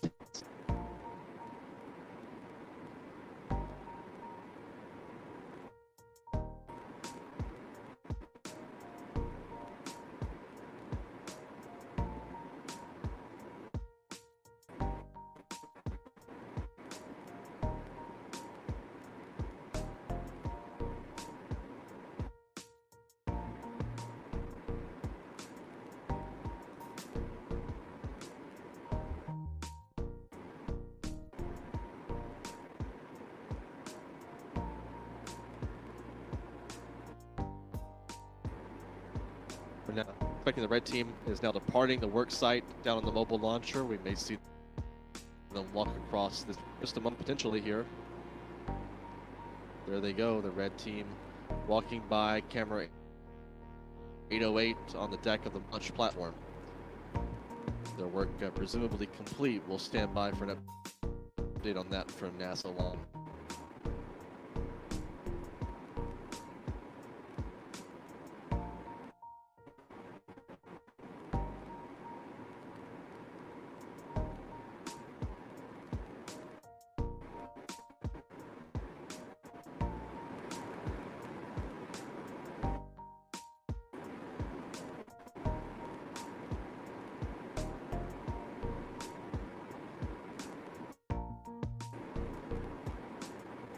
We're seeing the red team, 2 technicians and a safety official making their way down some stairs off the mobile launch down to the pad surface, where they will get back to their vehicles.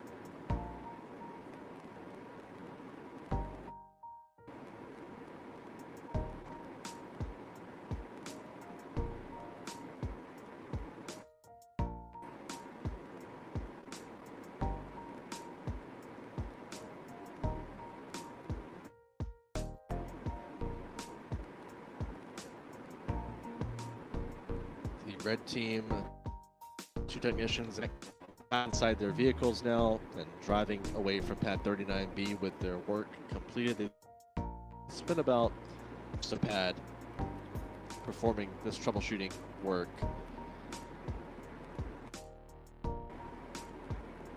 And once the red team is evacuated back out of the pad,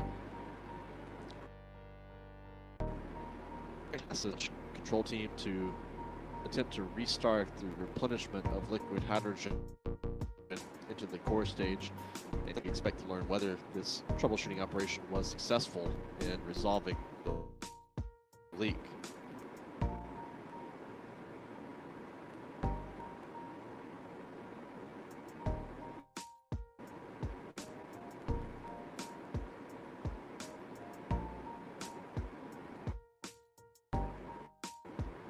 The red team will fallback position. The blast danger area around the full-field Space Launch System moon rocket extends to a radius of about 4,500 feet. The launch danger area is a wider expanse around the pad.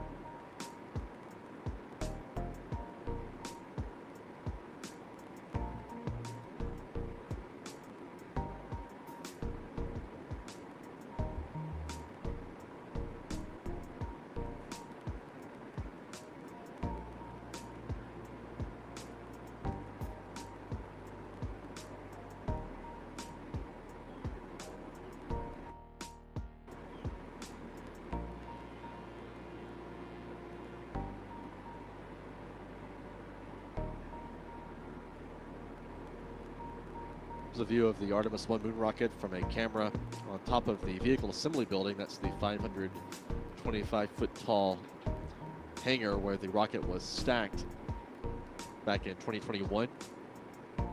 That stacking began actually in November 20, the stacking of the first segments of the two solid rocket boosters. The core stage was added in June 2021, and the Orion spacecraft with its launch abort system tower was stacked on top of the rocket last October 2021. And since then, the rocket has been fully assembled for this Artemis 1 mission.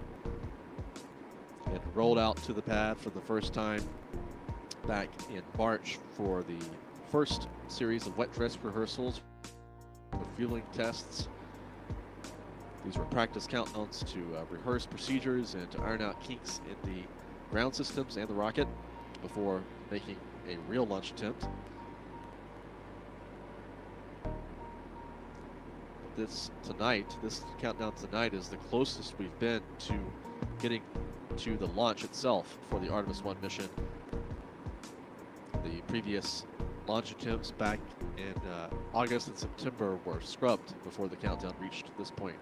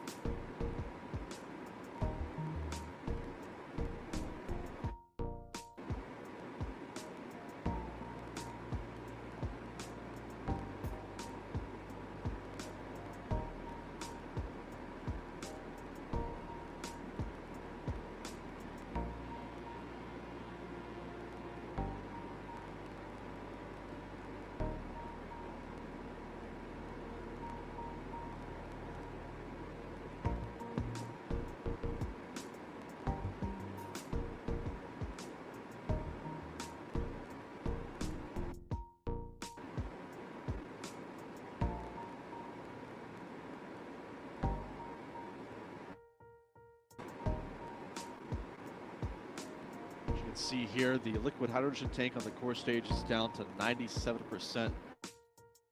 This is from the boil off the hydrogen over the last hour or two during this stop flow of the liquid hydrogen. So NASA's launch team is planning to resume the replenishment of liquid hydrogen into the core stage and get that back up to 100%. When they resume this flow, they'll also be able to verify whether or not the troubleshooting by the red team was actually successful in resolving the intermittent leak. Once the core stage is back into replenishment mode, the launch team will be able to resume a hydrogen bleed down to the RS-25 engines. That was interrupted by the stopped flow of replenishment earlier this evening.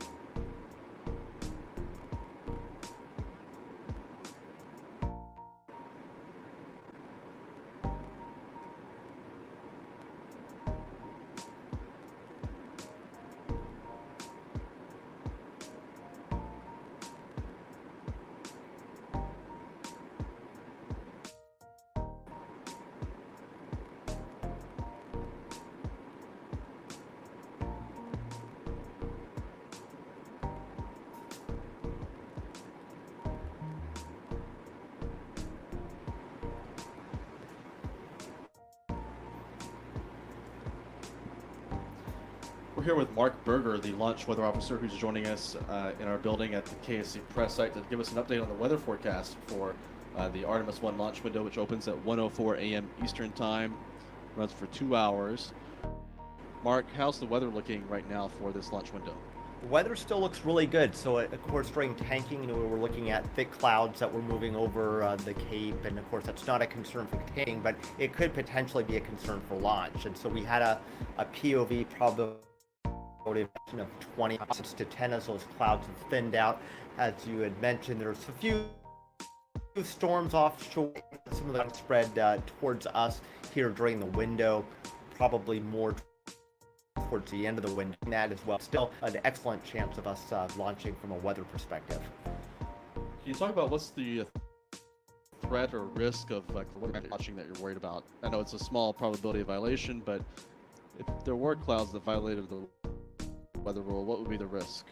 Yeah, any type of cloud or almost any type of cloud has a risk of electrification. So, of course, in the more glamorous sense, you see lightning strikes. Of course, these clouds aren't going to produce that, but the problem is that they can also carry a charge if there's a certain thickness and really if we get a mixture of ice and water in a cloud at certain depth, it can potentially carry a charge. And certainly some of those clouds offshore that are producing lightning over in the Tampa area, those clouds, as they spread east toward, also could collect well. So those are the kind of the two types of different types of clouds, the anvil clouds and the thick clouds that we're looking at. So during the launch window, it's 2 hours, so weather can change in that 2 hour period. And the launch at 1:04 a.m. doesn't seem likely at this point. It may slip to later in the window. So toward the back half of that window, the probability, what kind of conditions do we expect? Will it be overcast? Will we still have some clear skies to enable some good visibility of the rocket? What do you expect in terms of just the visuals at launch? I think you'll still be able to see a few stars, but they'll probably be a little bit less transparency in the sky. So probably a high level of thin clouds will be overhead. So again, if you're close in, you'll have an almost unimpeded view of the rocket as it ascends, but you'll probably notice it catching a little bit of cloud cover as it goes through it, a minute out or so after launch. Okay, Mark, thanks for joining us, for giving us an update on the launch weather forecast for Artemis 1. We're going to cross our fingers that the rest of the countdown goes smoothly and the weather holds for launch tonight or tomorrow morning for Artemis 1. Thanks for joining us. Thank you.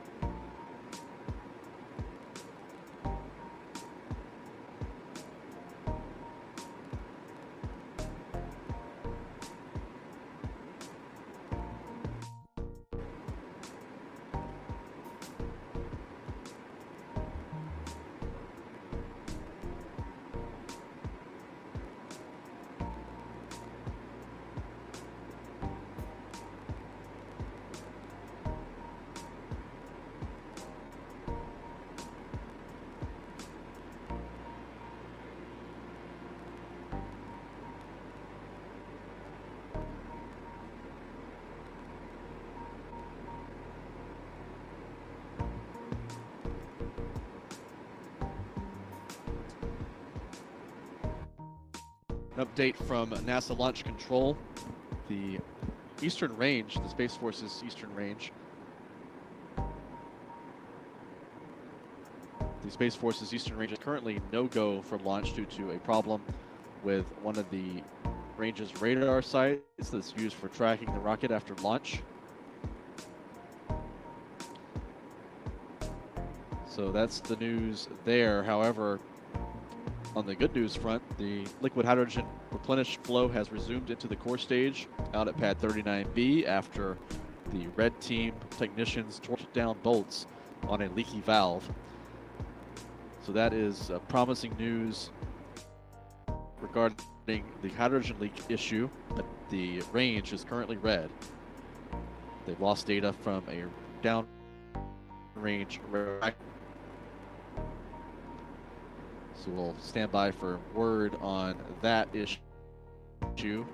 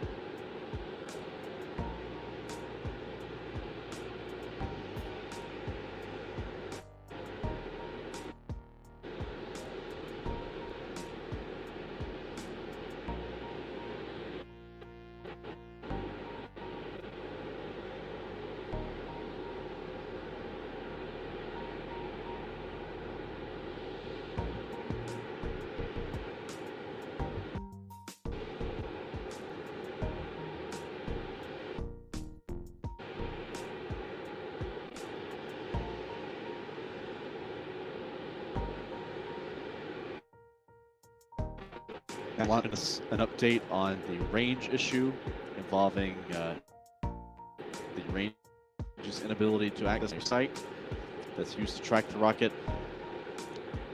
The range safety officer just told the Arch team center that the source of that problem is a bad Ethernet switch.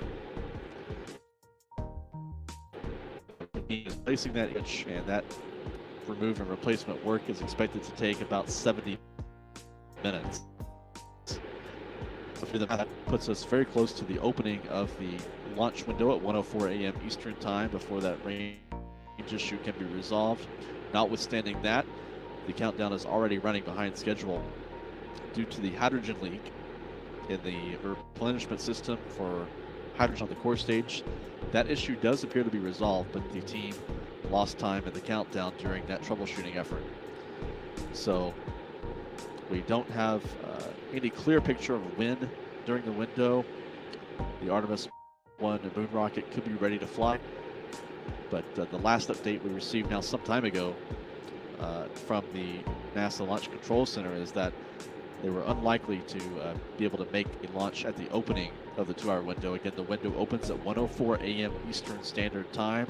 That is 6:04 UTC, and extends until 3:04 a.m. Eastern, 8:04 UTC.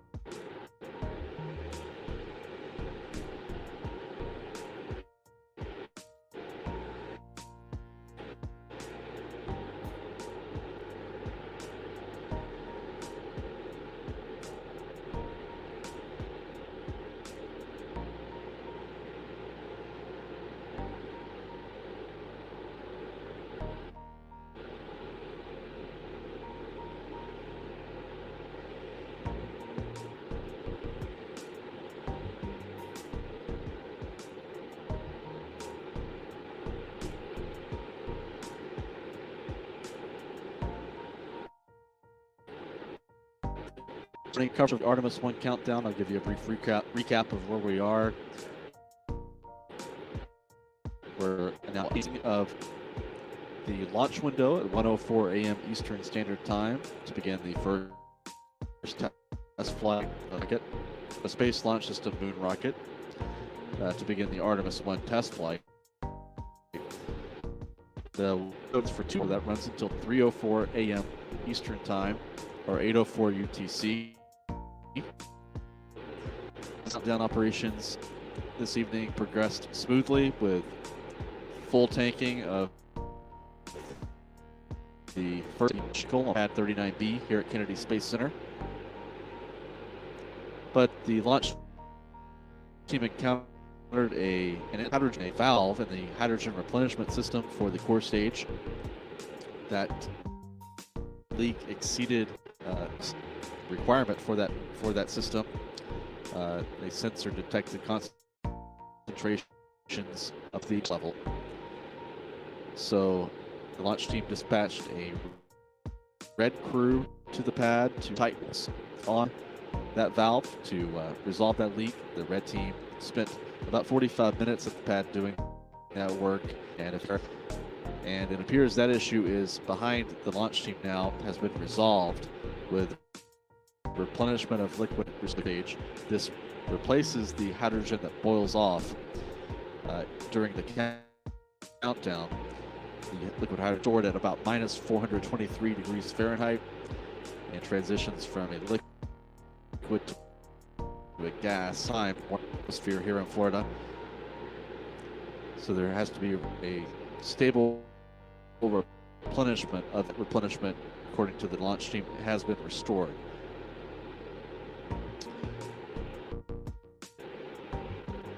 That troubleshooting work interrupted some of the other countdown procedures, so the countdown is running a bit behind the timeline for the open tonight.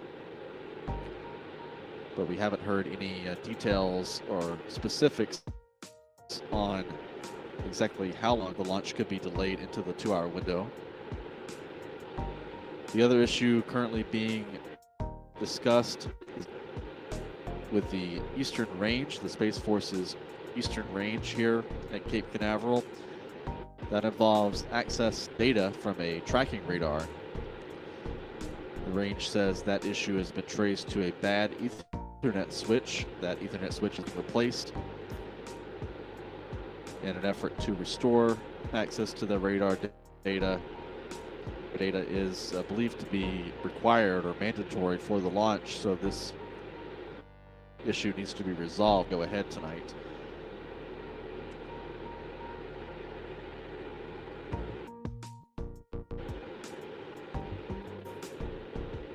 The launch weather officer, Mark Berger, joined us here at the KSC press site a little while ago and provided an update on the weather forecast.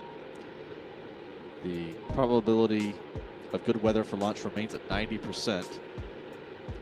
There is a chance of some cloud cover to move over the port, especially toward the end of the launch window, which may be when this mission could get off the ground given earlier. But there's just a low probability that those clouds will violate the weather rains. Light picture showing some of the thicker cloud cover associated with some rain showers off west of the state, streaming to the east. Those clouds could move over the spaceport in the next hour or two.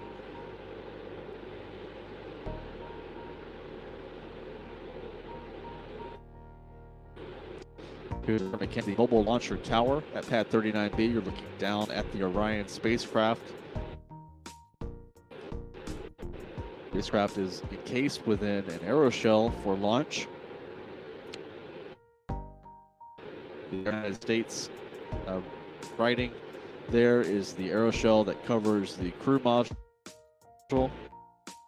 The astronauts will ride in on future Artemis missions. Below that, now at European insignia, that's the aeroshell that covers the service module of the Orion spacecraft, which is provided by module for Orion, is produced by Lockheed Martin.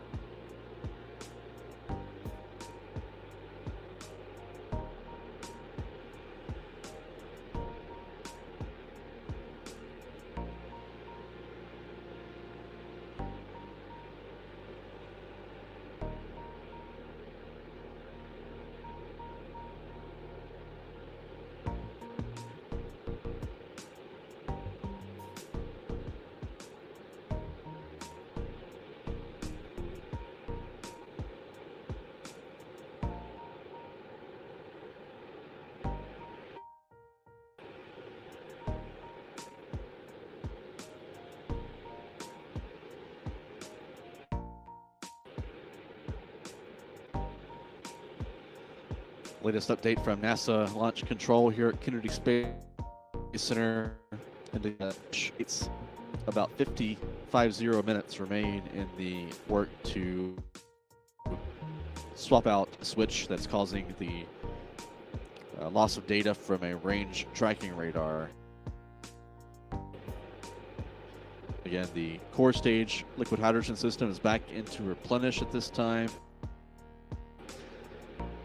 Hydrogen loading onto the upper stage of the rocket when the red team was out of, and refilling of the upper stage liquid hydrogen tank is has resumed.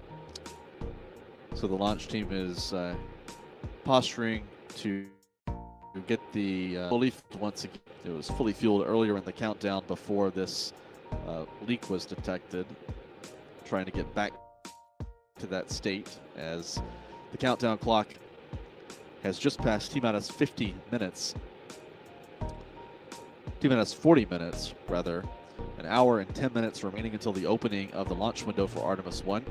The clock is heading toward a built-in hold. That hold was originally expected to have a duration of 30 minutes, or it could end it to allow the launch team to make up time in the countdown.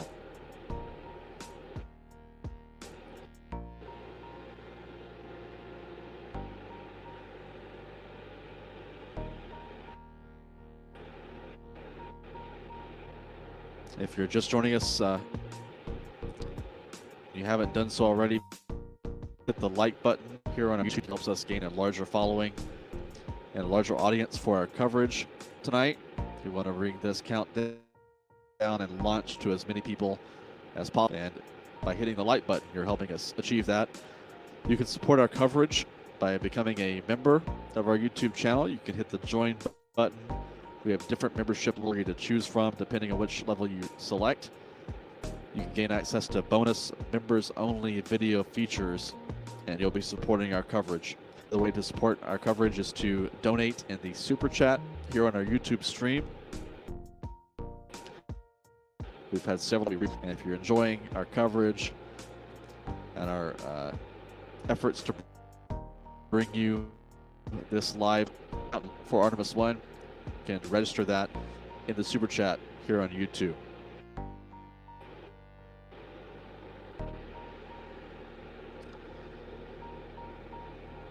The view on the left here is from a NASA camera mountable launcher tower at pad 39B, showing one of the T0 umbilicals extending Space Launch System's core stage.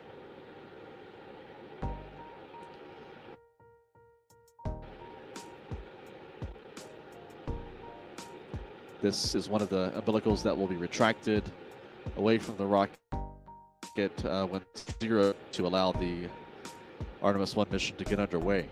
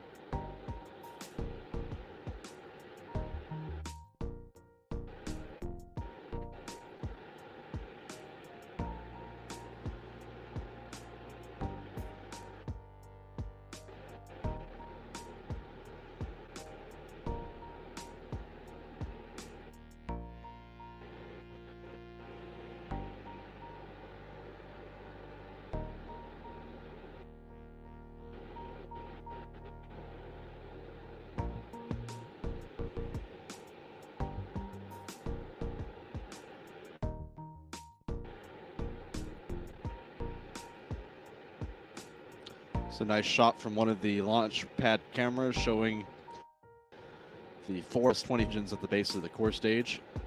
These engines are refurbished and reused and up from the Space Shuttle program. NASA retained 16 flight capable Space Shuttle maintenance program ended in 2011. That's enough to power the first 4 SLS moon rockets. The engines are Aerojet Rocketdyne, and each of these engines has flown multiple times on the Space Shuttle program before being replaced launch system. Of course, the core stage of the Space Launch System and these engines will not be reused. The SLS is a fully expendable rocket. These engines and the core stage will re-enter the atmosphere and largely burn, although some debris may reach the Earth's surface out over the a remote stretch of the Pacific Ocean. About half after launch is when the core stage will be re-entering the atmosphere. So it will be a destructive re-entry for the core stage planned for any element of this vehicle except for the Orion spacecraft on the top of the rocket, which is slated to return from the moon for a splashdown on December the 11th in the Pacific Ocean, assuming the launch occurs this morning. We're just past midnight a few minutes ago here on Florida Space Coast, so past Eastern Standard Time. We've passed 5 a.m. UTC, and we're now 1 hour from the window here at Kennedy Space Center, although there is a question mark over whether the launch team will be ready to support a launch attempt at the very top of the window this morning. The window extends for 2 hours until 3:04 a.m. Eastern Time, 8:04 BC.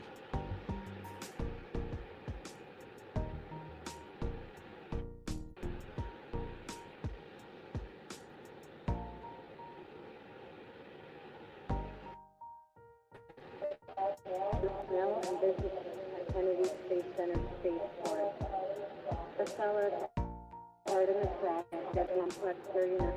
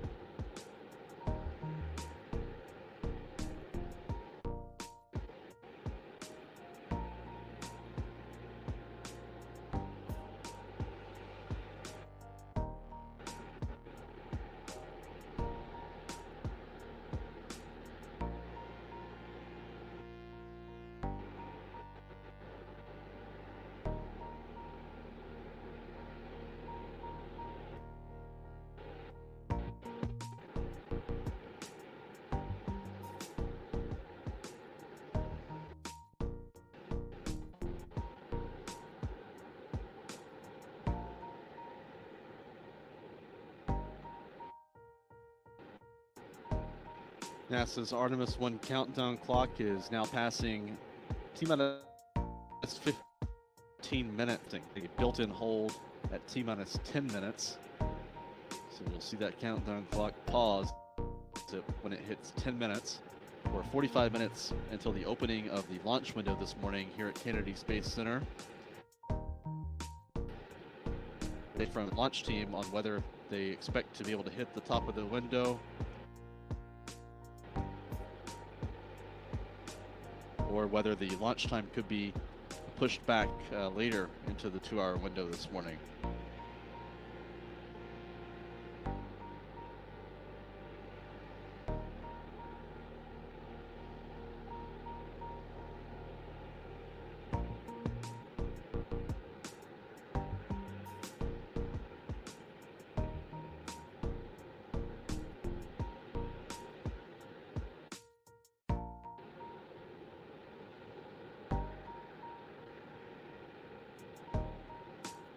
A check of all the weather parameters indicate that all launch weather rules are currently observed at this time.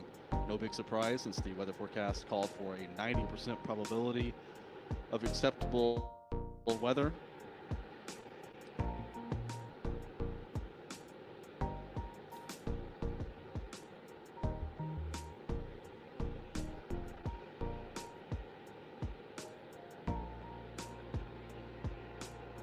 And also an updated figure on the upper stage hydrogen loading status. That hydrogen tank on the interim cryogenic propulsion stage now at 75%. That was fully loaded earlier into the countdown before the down at the bottom of the rocket, near the bottom of the rocket in the mobile launcher that was prepared. So the launch team now just kind of catching up with what the rocket should be fully loaded normally at this point in the countdown, but they're playing catch up now after falling behind due to that earlier leak. Range continues working on their radar issue as well.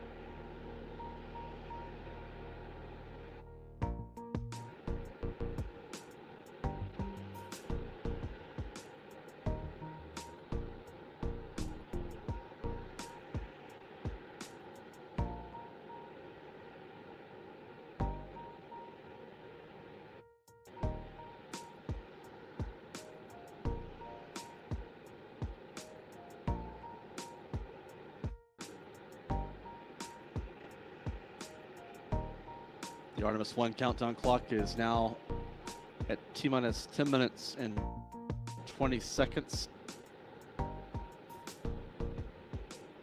Coming up on this hold at T-minus 10 minutes.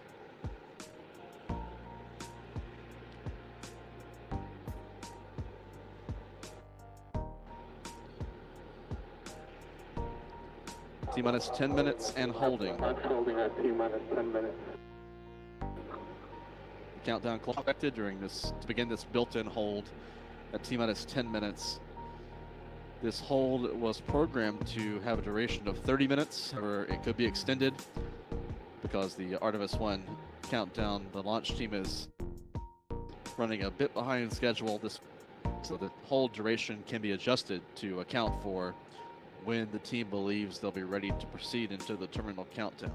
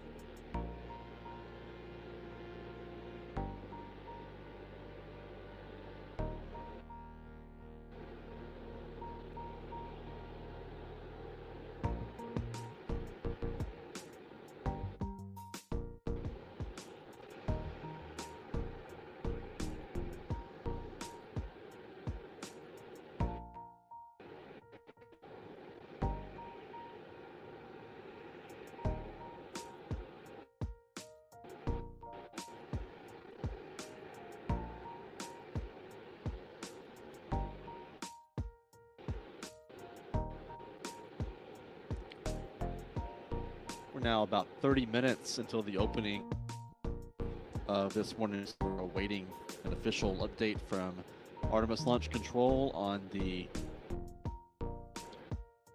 timing of this launch attempt.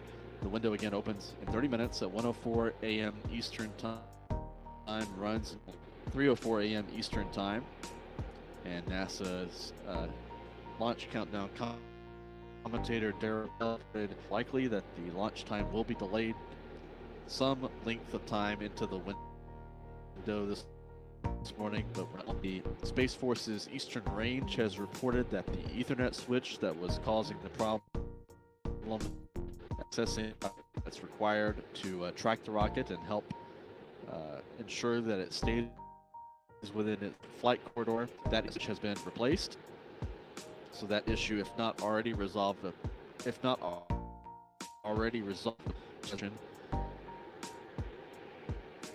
the big thing now is just making up for them in the countdown timeline after the team fell behind schedule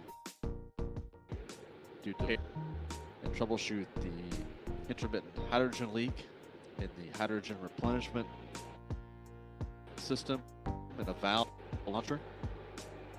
That issue is resolved. The leak has not recurred. It's been by the red team out at the pad a couple of hours ago.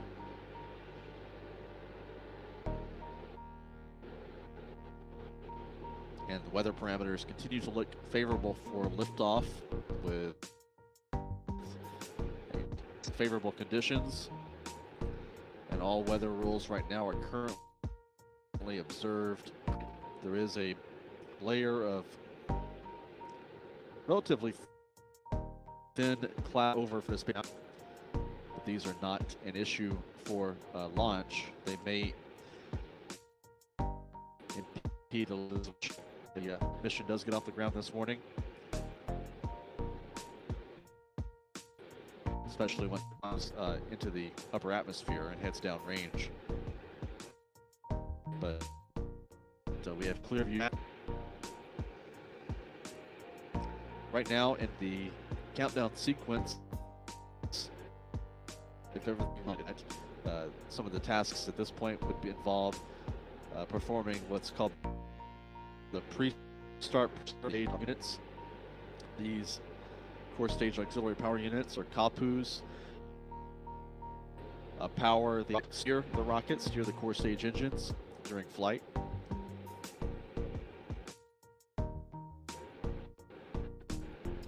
Trajectory file should be loaded into the SLS flight computer at this time. Trajectory file to account the day of launch conditions, upper level winds, to allow the rocket's guidance system follow an optimum steering profile to counteract those winds as it heads into the upper atmosphere.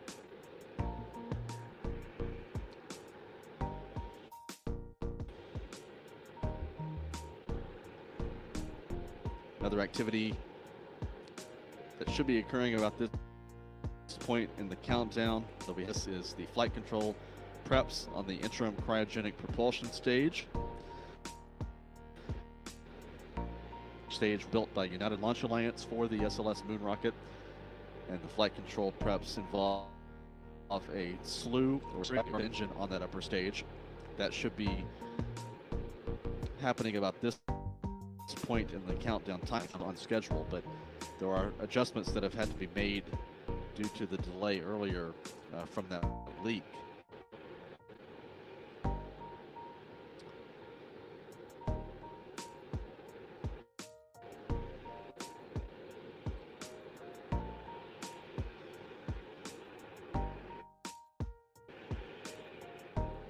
You're watching our live coverage of the Artemis 1 countdown and launch.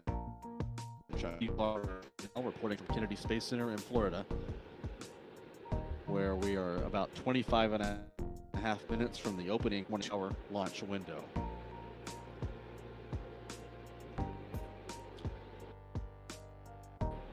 We'll ask you once again in our YouTube stream, if you haven't done so already, that helps us gain a larger audience for our coverage. So please stream if you haven't done so already.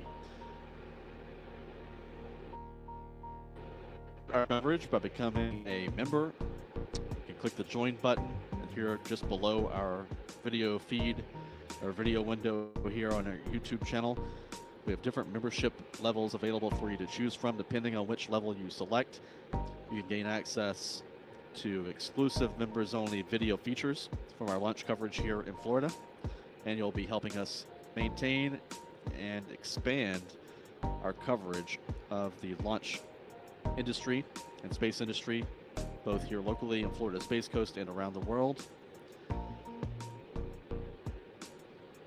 So if you enjoy our coverage and want us to keep going, that's one way to support us. The other way is to contribute in the super chat here on our YouTube stream. I want to thank those of you who have already done so this evening. We saw that Lab Padre gifted a number of memberships a little while ago. We appreciate Lab Padre's support.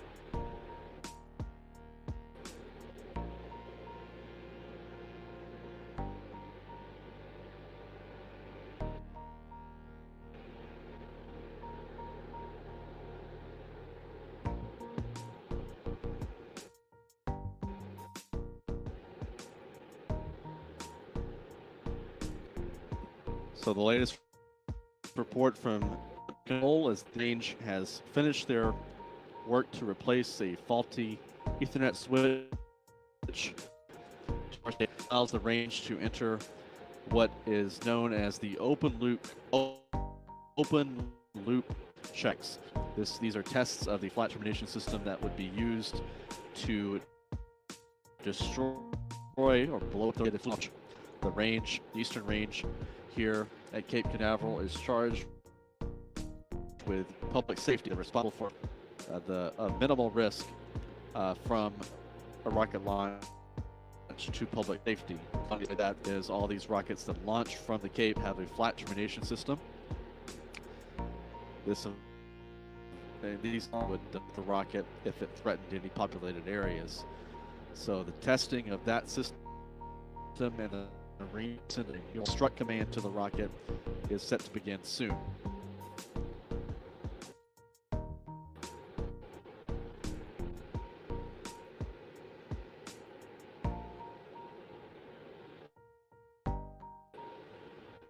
While we wait word on potentially a new target launch time for the Artemis 1 mission, air a video, an interview we conducted with Doug Hurley, our NASA Senior Manager of Business Development for Northrop Grumman.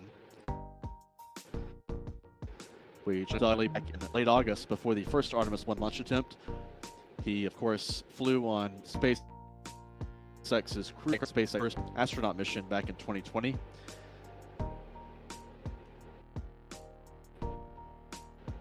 We'll go to that interview now with Doug Hurley.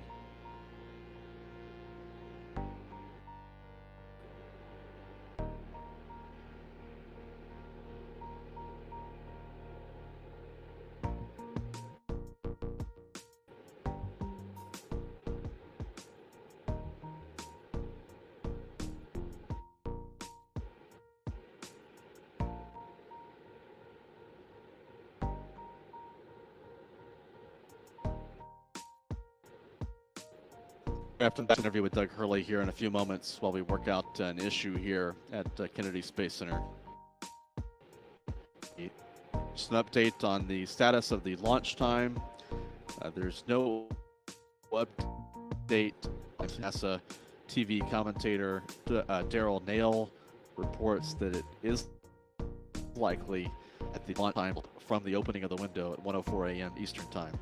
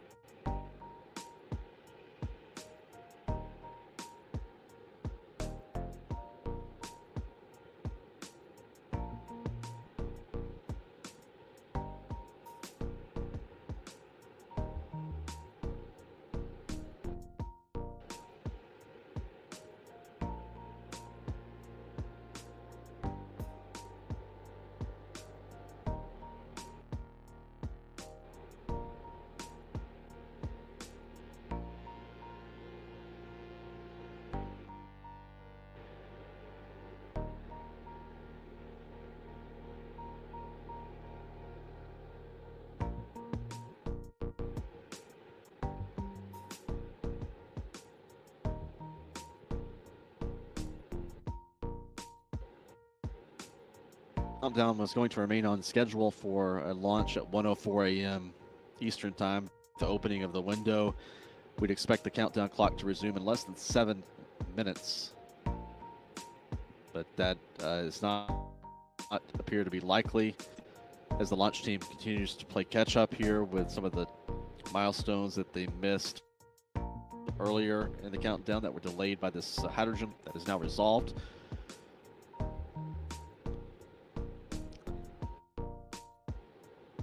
Also, per the normal or nominal timeline, we'd be about a minute away from the launch. Is also not likely to happen on time.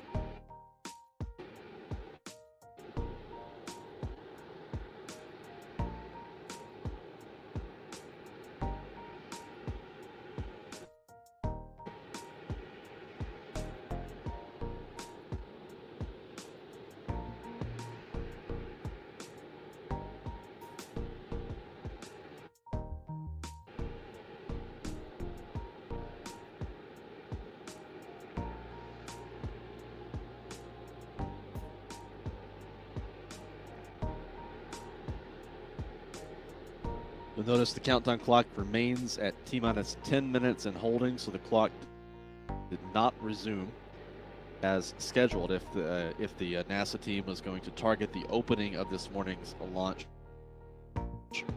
window. So this time is being pushed back sometime later in the 2-hour window this morning. We don't know how long this delay will last, but the team has until 3:04 a.m. Eastern Standard Time or 8:04 UTC to get the mission off the ground. If the launch doesn't happen this morning, the backup opportunity is scheduled for the pre-dawn hours on the 19th, Saturday morning from here at Kennedy Space Center.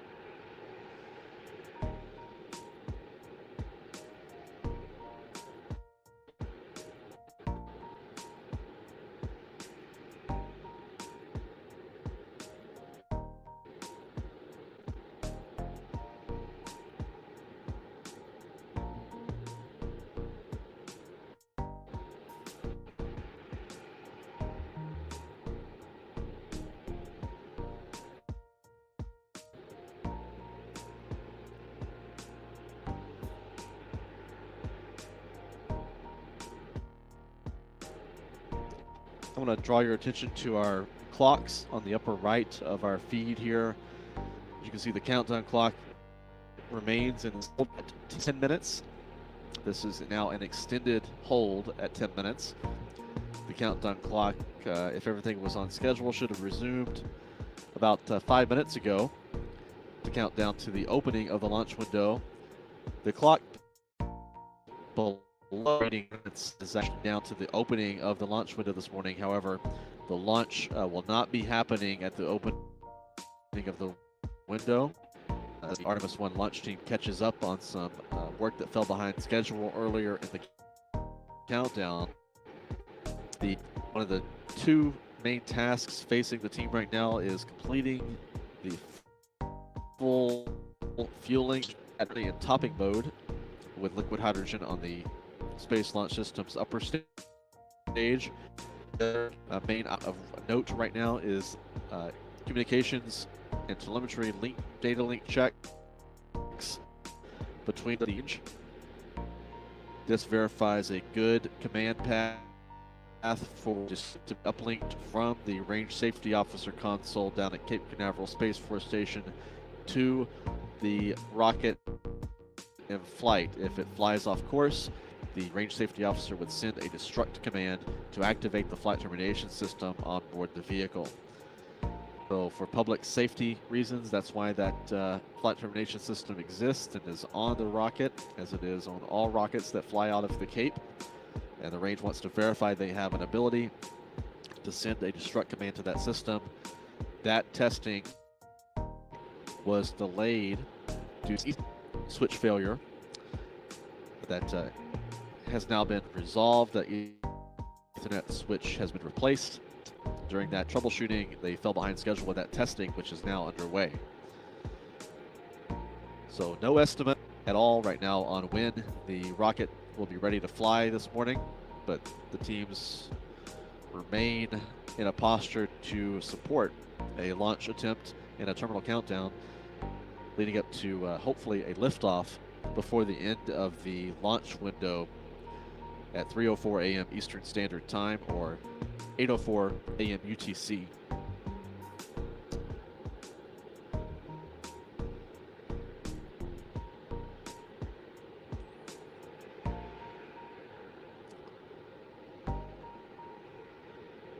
This view of the Artemis 1 moon rocket is from a camera on the west side of the pad, looking toward the east. Now 2 minutes until the opening of the launch window.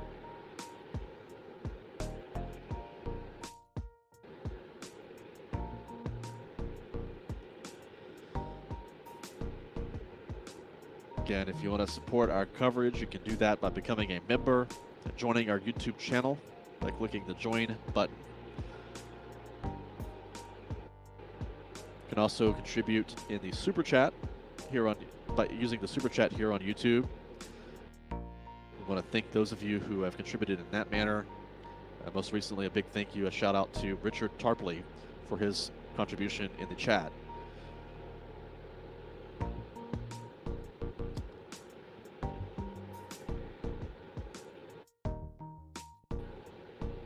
Dream here that helps us gain a bigger audience as we head into the final phase of this morning's Artemis 1.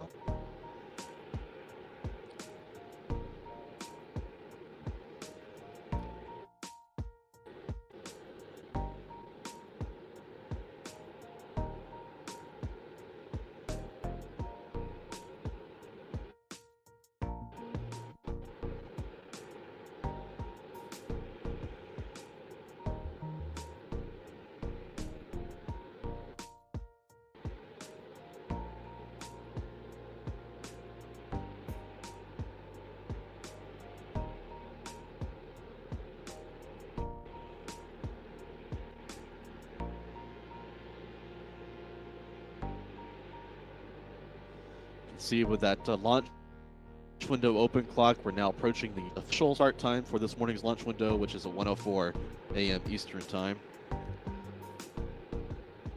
Thank you to Bill Peters in the chat here on YouTube. And now we are inside the launch window morning for Artemis 1. The countdown clock remains in this extended hold at T-minus 10 minutes.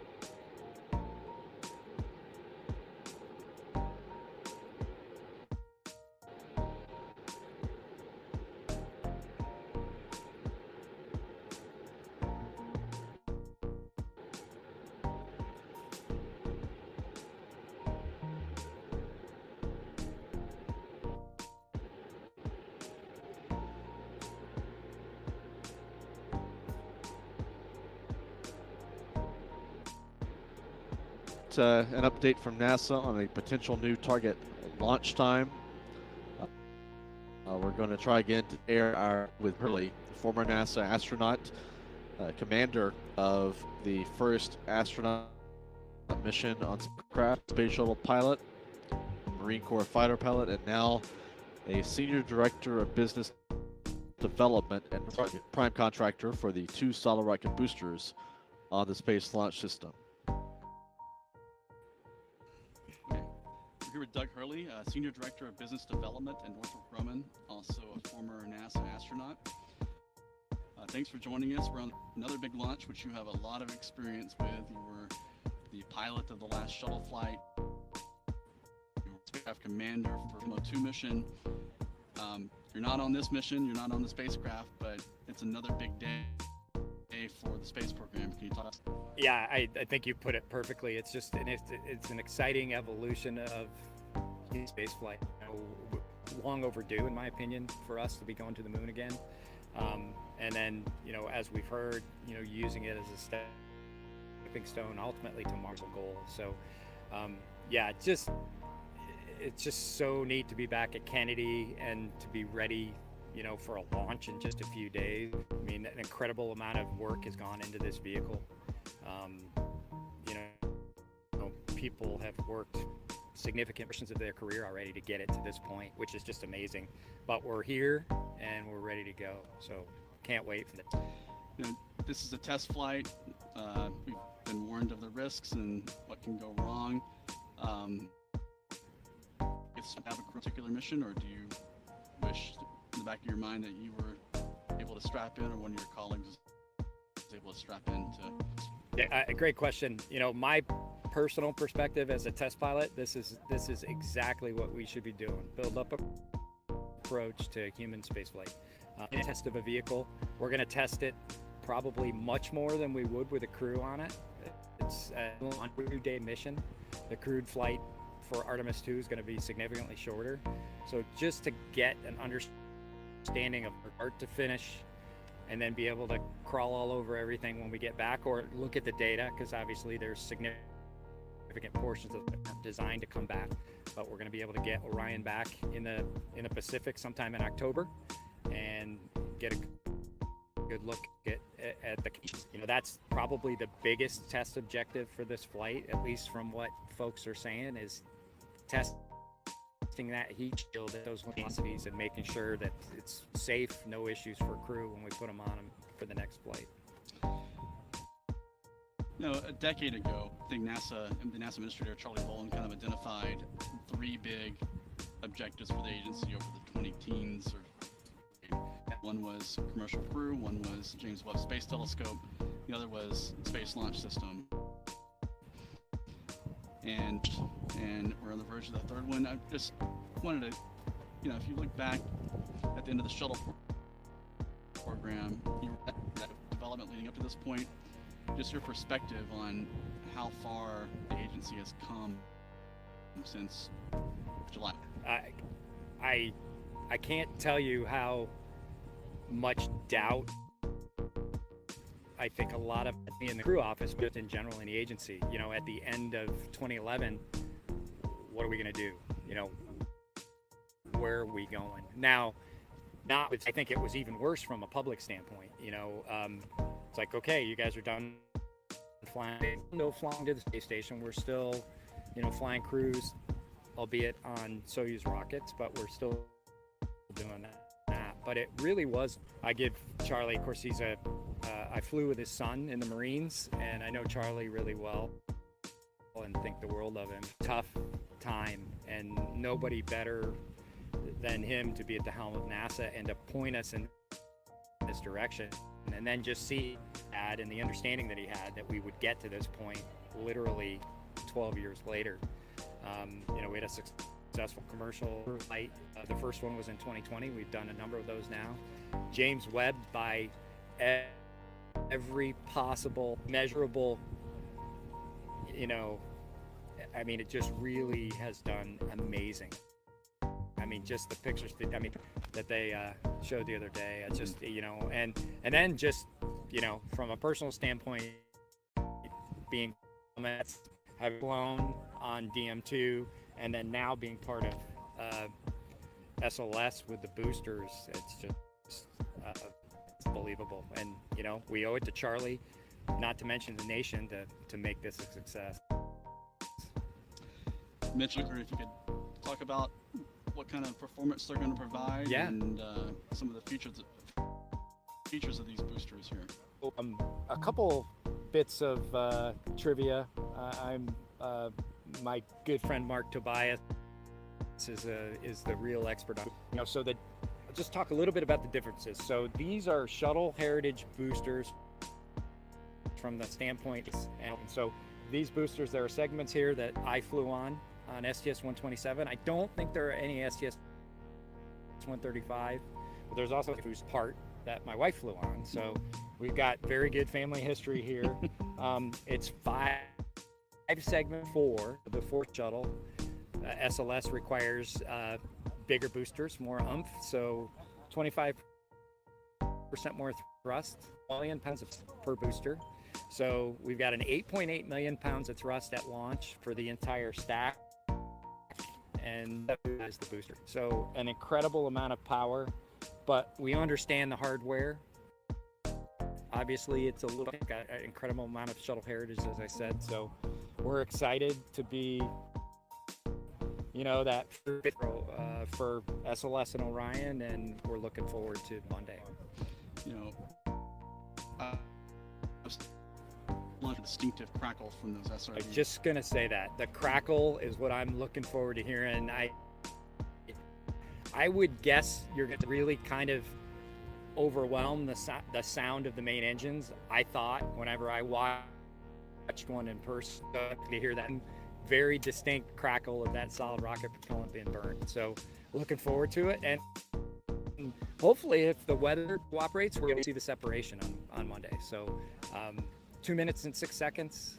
And then booster trivia, I think it's 177 feet. So they're, you know, 25, 30 feet taller than what we had. Amazing. Having saw the vehicle in the VAB, you know, you get a sense of it here, but this is a huge, whereas shuttle, the boosters were just kind of below the windows of the crew module. Mm-hmm. So it's amazing how. Doug, thank you for your time, and you guys. Good luck with the mission, and yeah. With your new role at Northrop Grumman. Shit. That was Doug Hurley, Senior Business at Northrop Grumman, the prime contractor for the 2 solid rocket boosters on the Artemis 1 moon rocket. Also, we chatted with Doug back in August before the first series of Artemis 1 launch attempts. He gave us his thoughts as the Artemis 1 mission was then on the cusp of launch, and now again here we are 2 months later on the verge of another potential launch opportunity for Artemis 1. There is not yet a date on a target launch control. The aim is evaluate how far or how much time is required to configure the rocket prepare for launch opportunity. The window runs until 3:04 a.m. Eastern Time. NASA Launch Control just gave us a rough estimation of a potential new target launch time at 1:45 a.m. Eastern Time, or 6:45 UTC, but that is an approximation that has not been confirmed. That perhaps will be the earliest we could expect to have a launch attempt.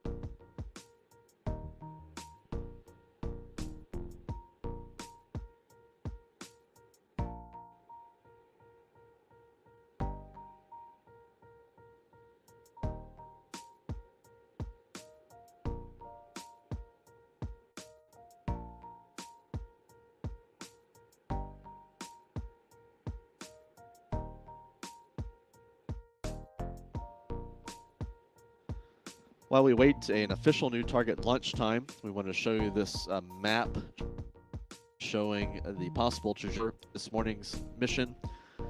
If the launch had occurred at the opening of the window at 1:04 a.m. Eastern Time, the launch vehicle would have flown off to the east-northeast from Kennedy Space Center. We've labeled here a azimuth 70.1 degrees that would have been used if the rocket took off at the opening of the window. At the close of the window, 04 a.m. Eastern Time, if the launch were to occur at that moment, the rocket would head more on an easterly trajectory with an azimuth of 78.6 degrees out over the Atlantic Ocean. So this mission has what's known as a variable azimuth. So when in the launch window this rocket takes off, that will determine exactly which direction the rocket will go. The bounds of that launch azimuth are 70 to about 88 degrees, as shown here in this map. The launch azimuth or direction changes minute by minute during the launch window. So depending on which minute it goes, it could be anywhere in this band from 7 to 88.6 degrees. This variable azimuth is necessary to achieve target parking orbit for the Artemis 1 moon rocket, and then ultimately to achieve the proper and location in space for the translunar injection burn at the what's known as of the moon relative to Earth. The opposite side of Earth from the moon is where that burn will occur, and to reach that point, the rocket has to change during this 2-hour window, and the flight dynamics team has calculated each of these throughout the window to ensure that the rocket will reach that proper point in space for that TLI burn and a half into the launch. What also changes during the launch sequence itself is the timing of that burn. That timing could be moved by several of the approximate time of about 90 minutes after launch for the translunar injection burn. So the actual launch sequence timeline will be adjusted as well during the 2-hour window. Waiting for I wanted to show you a couple of really spectacular satellite images of the launch complex 39 area. A company called Capella Space, which operates a fleet of small radar observation satellites, some of which have launched from Cape Canaveral on Space Falcon 9 rockets in the last couple of years. One of those satellites captured this radar image of Launch Complex 39. You can see B in the upper center portion of this image. Pad A, where the SpaceX Falcon 9 and Falcon Heavy rockets take off from. Or the radar imager on these satellites is an all-weather day and night camera, so it could, or imager, regardless of cloud cover or lighting conditions. This image was taken back on Monday. And a really spectacular, what's known as an off-nadir view from an optical reconnaissance satellite owned by Maxar. One of the that was the Artemis 1 moon rocket on Pad 39B back on November the 12th, a couple of days after Hurricane Nicole. This satellite was off the coast of the east coast of North America, looking back generally toward the west, toward the Kennedy Space Center area. This was obviously taken at a range of hundreds of miles. The satellite was well coast back toward the spaceport. So really great views from satellites showing the Launch Complex 39 area as we await the liftoff of the Artemis 1 moon rocket this morning. The latest, most recent update from NASA launch, that launch would be no earlier than roughly 1:45 a.m. Eastern Time, but that's just an estimate. There's no official new target launch yet. The window runs until 3:04 a.m. Eastern Time or 8:04 UTC.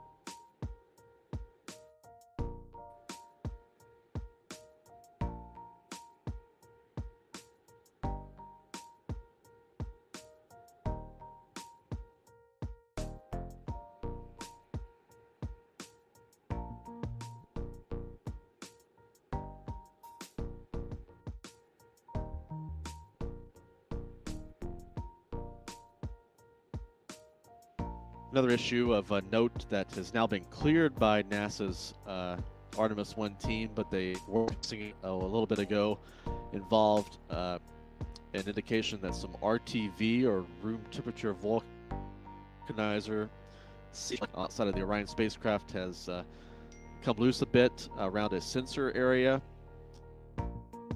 Again, this is on the exterior. The concern there is that if that material, which is very light and pliable, would break free, it could impact the rocket downstream in the airflow as it climbs through the atmosphere. I've determined that there's no appreciable increase in risk from that. If it impacted the rocket, it would likely hit what's known as the launch vehicle stage adapter, which is a very robust structure with anything like that in that area, or propulsion systems in that area that could damage anything.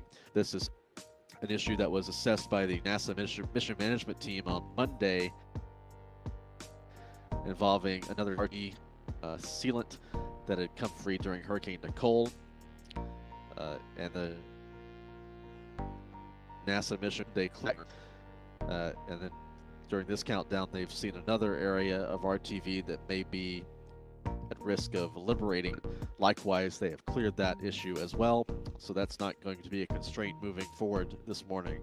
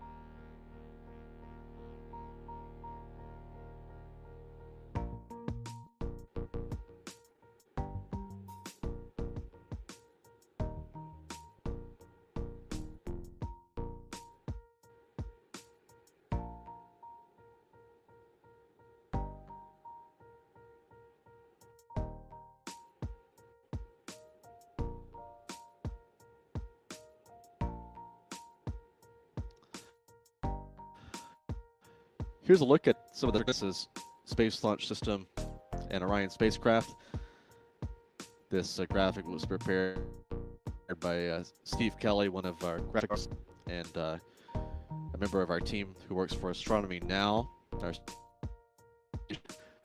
Artemis 1 vehicle stands 322 feet tall. It weighs about 5.75 million pounds, fully loaded for launch. And the engines and two solid rocket boosters will generate 8.8 million pounds of total thrust at launch. So here we have labeled, from you can see the elements of the solid rocket boosters and the core stage, the 4 RS-25 engines, the booster. The two boosters each are comprised of 5 steel casing segments. Those are cast with solid propellant. They have been cast for about 5 or 6 years now. They were filled with their propellant back at Northrop Grumman's factory in Utah before shipment down to launch operations. The core stage was manufactured by Boeing at the Michoud Assembly Facility in Louisiana. It has hydrogen and liquid oxygen tanks. We've labeled those here as well. The 4 RS-25 engines, as we've talked about, are actually leftovers from the space shuttle program. Moving to the right and up the rocket stack is the IDS, the interim cryogenic propulsion stage. This is the upper stage of the launch vehicle that will take over. The core stage is finished with its job about 8 minutes into the mission. The ICPS was built by United Launch Alliance, derived from ULA's Delta IV Heavy rocket. It has an Aerojet Rocketdyne RL-10 engine. First for a perigee raise maneuver, followed by a translunar injection burn. We're getting an update now from NASA Launch Control.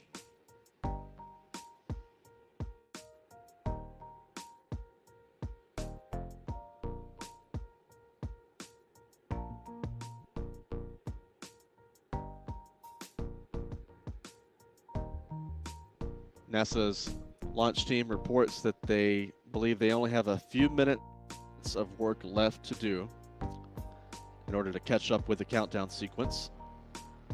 The upper stage has been fully loaded now with its liquid hydrogen supply, and the mission management team is set to meet in just about 3 minutes or so, poll NASA managers on their readiness to proceed into the terminal countdown. That'll be followed by Charlie Blackwell Thompson.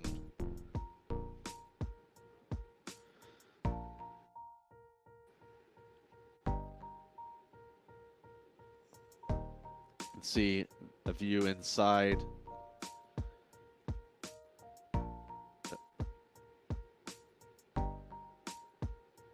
NASA reports that they're still expecting a target launch time to be set somewhere around 1:45 to 2 a.m.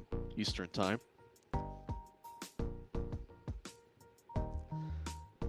But no specific launch has been set yet. Another constraint that the NASA managers are weighing as they determine a new target launch time, cutouts in the window. There are 40 so-called COLAs, or collision avoidance cutouts in the window. They range from seconds to about 2 minutes in length. So there are 40 cutouts that are in the launch window that are set at specific times to ensure the rocket, both the core stage as it flies through space, as well as the upper stage and Orion as they fly through space, don't get to object in orbit. These calculations are made with the assistance of the flight dynamics team at NASA's Johnson, as well as data from the U.S. military, which tracks all objects in Earth orbit. Now, 2 minutes remaining until the poll of the mission management team for terminal countdown operations and launch.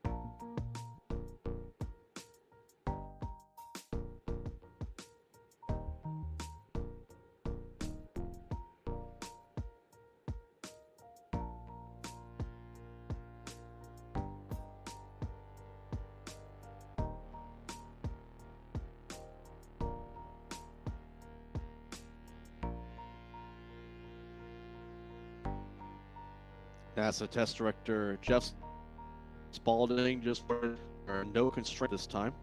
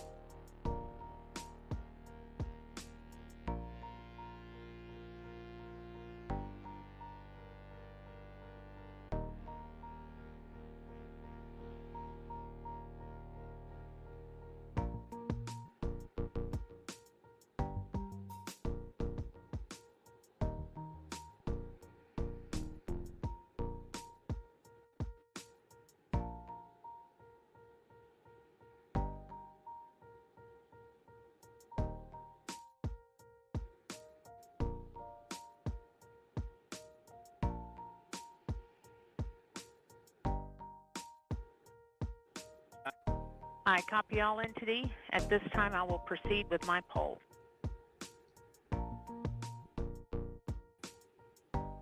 Tooth is the launch director performing the final poll for launch. Verify no constraints and go for launch.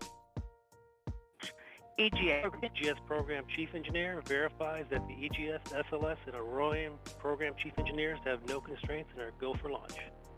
Copy, Greg. Thank you. EGS Chief Safety Officer. The EGS CSO verifies the SLS Orion and EGS CSOs have no constraints and are go for launch. Copy, John. Thank you. Rain.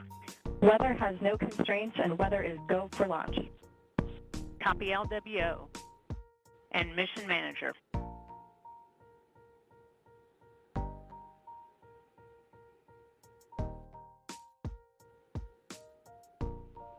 And Mission Manager, Launch Director. Launch Director on 232. The mission management team has been pulled. You have a go to proceed with terminal count and launch Artemis 1. I copy all. Thank you. And entity, Launch Director. Sir. On behalf of all the men and women across our great nation who have worked to bring this hardware together to make the stable, the Artemis generation, this is for you. At this time, I give you a go to resume count and launch. Copy, Launch Director, and thank you. All right, we do have a couple of steps to configure, and then we will be ready from the clock. CVSC here. Initiate recording of Orion cameras at this time. In work. NTD, from the booster ignition SNA arm rotation enable. NDT, our booster ignition rotation enable is complete. And I copy, thank you.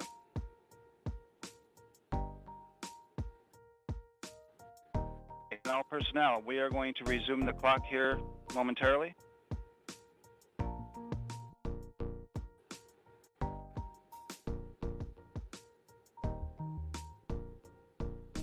You've been listening to the voices from Launch Control Director Holding and Launch Director Charlie Blackwell Thompson. All stations polled go for the terminal countdown and go for launch. Time for the countdown clock to resume. GLS, you can resume the clock on your mark. GLS copies. Countdown clock will resume on my mark. 3, 2, 1, mark. T-minus 10 minutes and counting. T-minus 10 minutes and counting. Launch sequencer has taken control of the countdown. The ground launch sequencer is in the final 10 minutes of the countdown. Show 064744 is the new liftoff time. Affirm. Okay.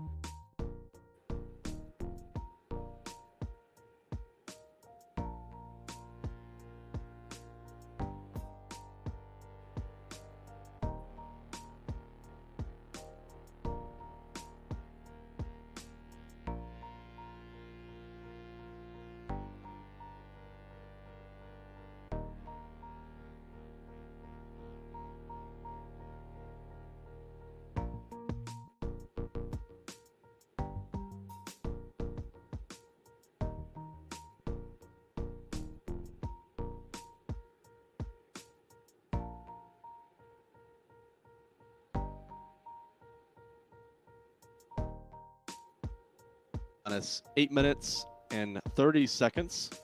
We're going to be hearing periodic call-outs from members of the launch team for the countdown this morning. The launch time is targeted for 1:47 a.m. and 44 seconds. That's the exact time of liftoff, 1:47:44 Eastern Time, 6:47:44.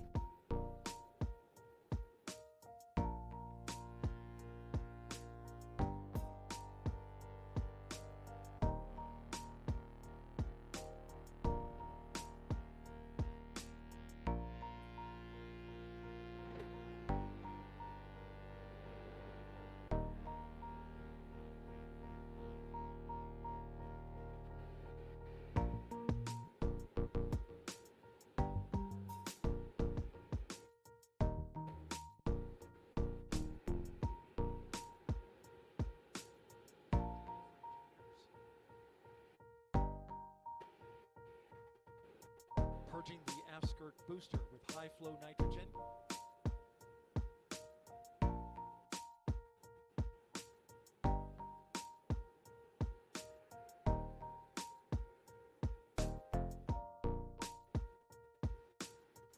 T-minus 7 minutes and 10 seconds.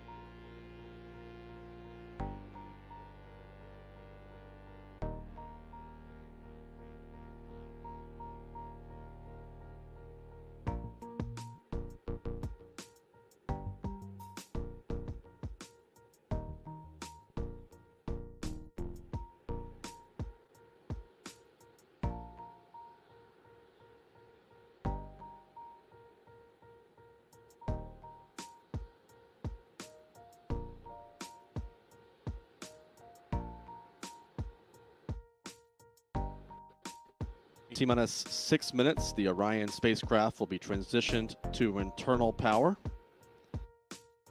The Orion spacecraft ascent abort pyros are also being armed at this time. GLS is go for core stage tank pressurization. And with the ground launch start is go for core stage tank pressurization.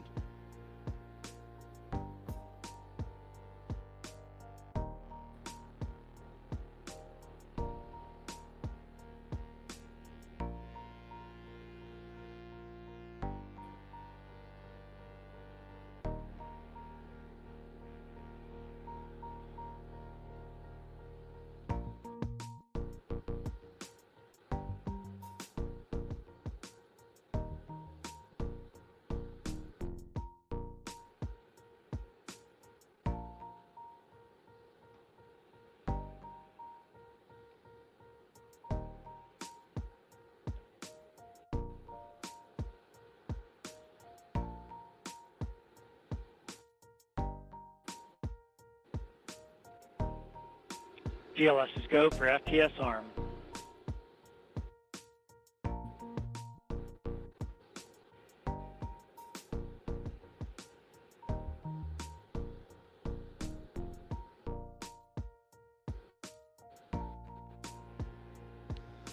Now inside of 5 minutes remaining GLS until is go launch for time. LH2 high flow bleed check. Recall a couple minutes that pressurization is underway on the core stage propellant tanks.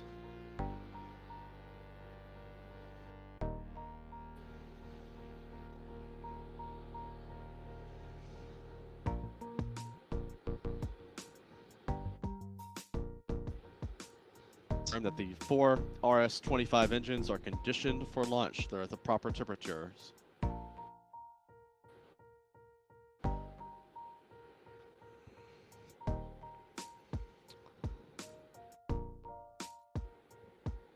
Let's just go for core stage APU start. Now the 4 core stage auxiliary power units, or KPUs, are being fired up at the launch pad. These are like power systems that power the steering mechanisms on the 4 RS-25 engines at the base of the core stage.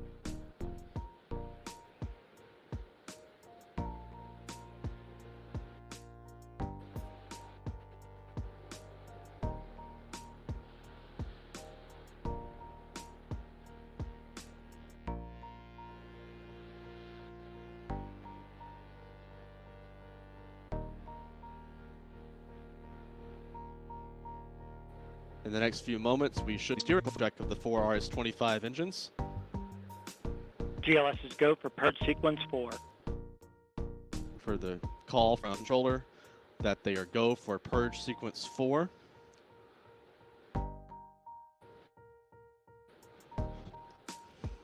Inside of 3 minutes until launch.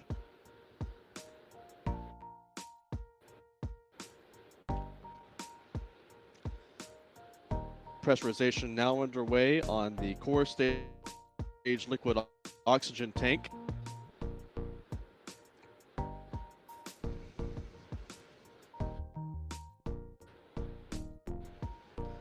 minutes. And there we have the engine steering profile check on the core stage, auxiliary power units, driving thrust vector control actuators to check the steering file of the RS-25 engines.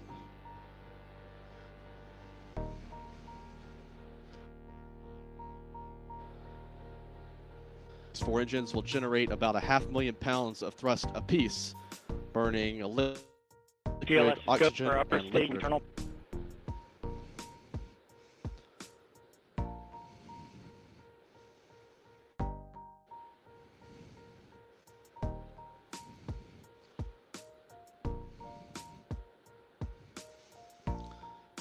T-minus 1 minute 40 seconds. The core stage will be transitioning to internal battery power momentarily. Core stage to internal power.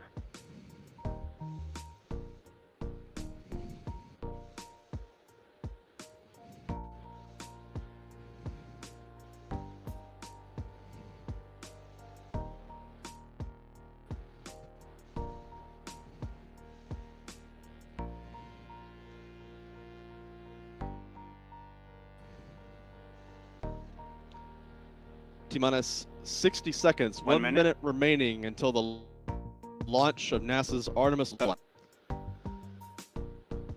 Mission Control in Houston will take control of the Orion spacecraft and the launch after liftoff.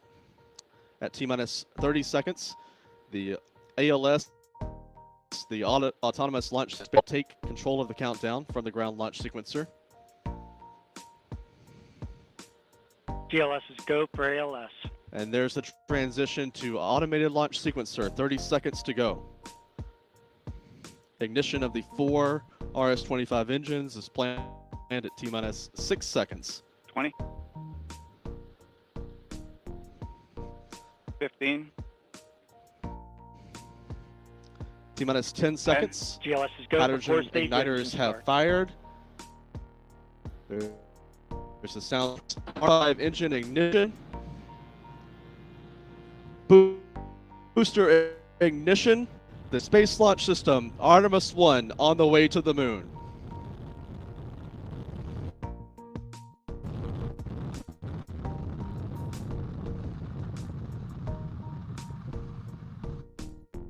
Five engines on the quick, pulling the vehicle at 128 miles per hour. Space Launch System arcing toward the east from Good on the roll from 8.8 million pounds of ground-shaking Now thrust. 30 seconds into the flight of Artemis 1.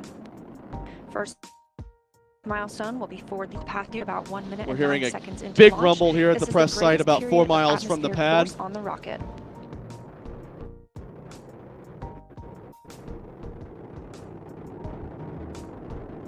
SLS now traveling 607 miles per hour.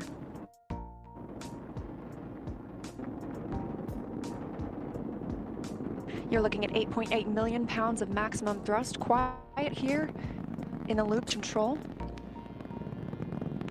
The 4 core stage engines are throttling down ahead of passing through max Q.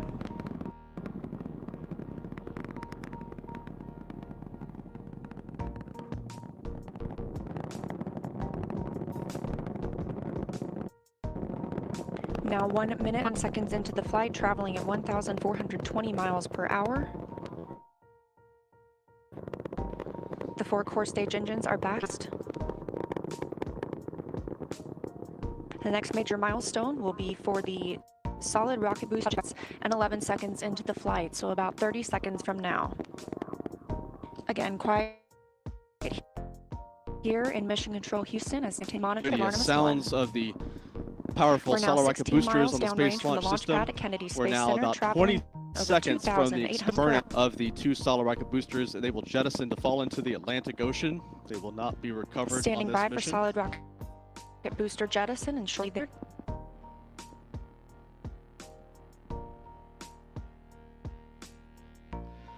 There is burnout and jettison. Both solid rocket boosters have Confident that the solid from rocket the Space boosters Launch have System. separated these Great view of the 4 177-foot core boosters stage engines continuing to fire. Now the core stage Stage the will flight burn of for another Orion, all 6 four minutes or so. RS-25 engines firing, traveling over 3,400 miles or 46 miles downrange. Those 2 engines minutes and burning at 36 seconds into the flight. 109% of rated performance. Hearing as nominal calls expected. here in Mission Control Houston. We've still got 4 good engines on the core stage. Next up, we'll be looking for the service module fairing to separate. This is 3 15 by 15 foot fairing panels, providing structural support, protecting the service module. Those will separate at about 3 minutes and 11 seconds into flight, and very shortly thereafter will be followed by the launch abort system separation. Over 3 minutes into the flight of Artemis 1, now traveling over 4,060 miles per hour, 83 miles downrange. We just 3 minutes, mentioned that the 15 service module seconds fairing into the has flight. separated. We've heard confirmation from Mission Control Houston that the service module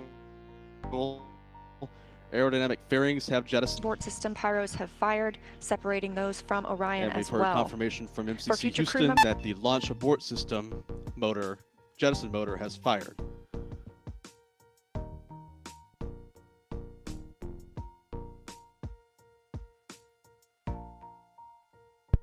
We just heard the call for 3 engine press, meaning if SLS were to lose an engine at this point in the mission, we could still achieve a nominal mission. We would just have an extended main engine cutoff time. However, we still have 4 good engines, all at maximum thrust right now, powering the first flight of Artemis at 5,200 miles per hour, 148 miles downrange.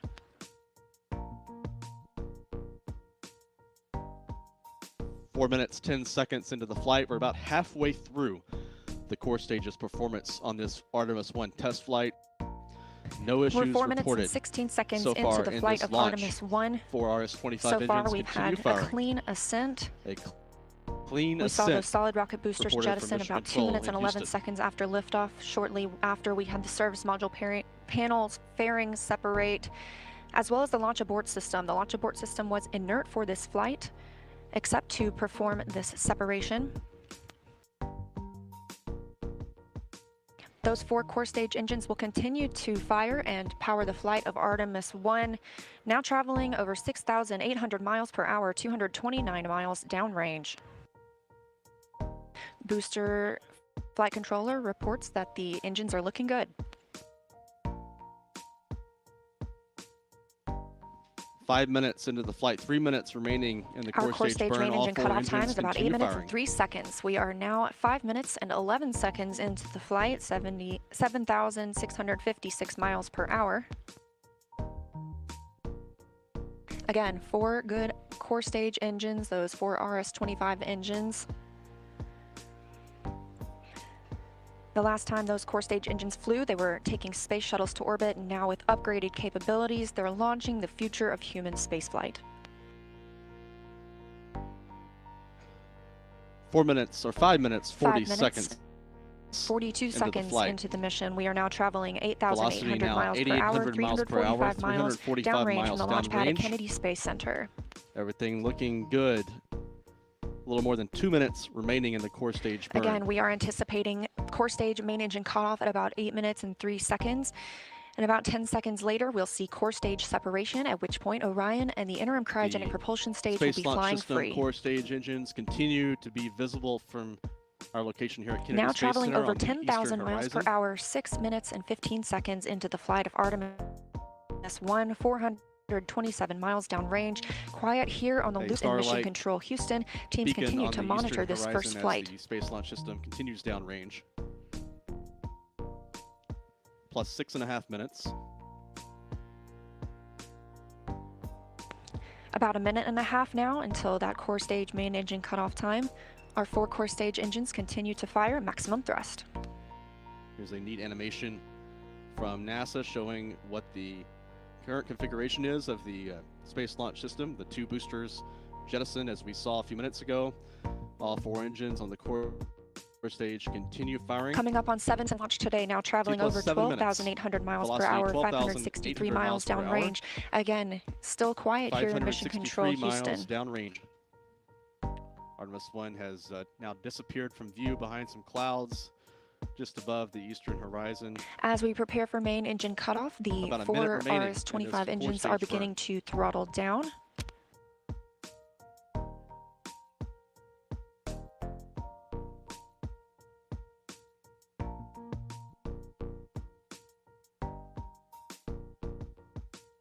30 seconds now until core stage main engine cutoff. All 4 engines continue to throttle down.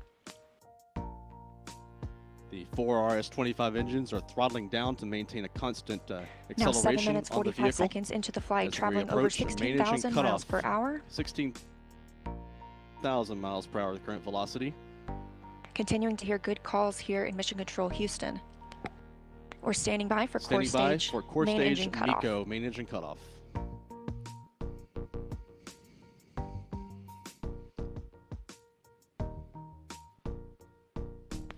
And we have confirmation main engine cutoff. Core Orion, stage main and engine it's now cutoff. in Earth's orbit. The flight dynamics officer reports that we have a nominal main engine cutoff. And we just heard the call for core stage separation. That means Orion and the interim cryogenic propulsion stage are now flying free from the core stage of the Space Launch System. The next milestone will be solar array deployed approximately 18 minutes after liftoff. But before Orion stretches its wings, let's check back in with our friends at Kennedy Space Center and hear all about it.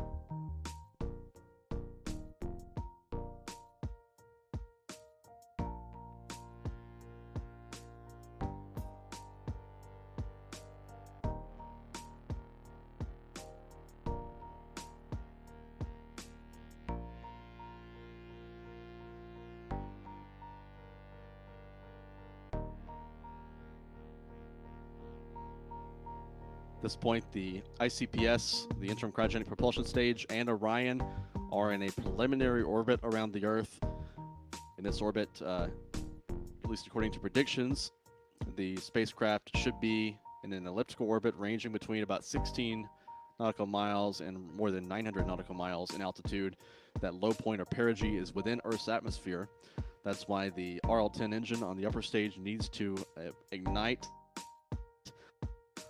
at about 53 minutes or so after launch for what's called a perigee raise maneuver to raise that low point or perigee above the atmosphere. That'll put the Orion spacecraft in a stable orbit. Right now, the core stage, which has been jettisoned, as well as the ICPS and Orion, are on a trajectory that would result in a splashdown in the Pacific Ocean after completing nearly one orbit of the Earth.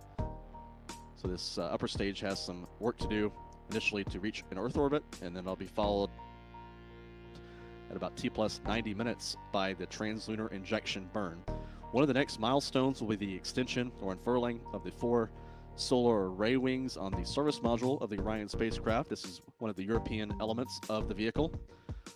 That is set to begin in about 18 minutes, about 8 minutes from now. 18 minutes, and that will take roughly 12 minutes or so to complete.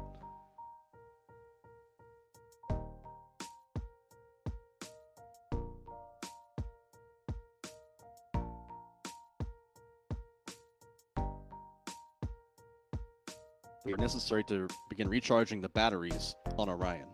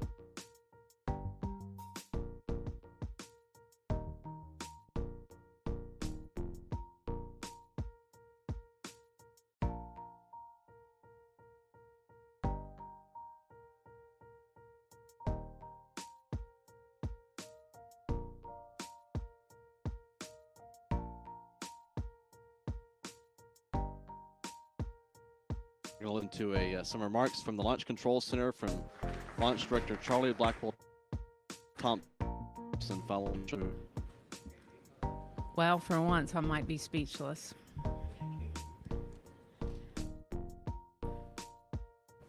So, you know, I have about appreciating the moment that you're in.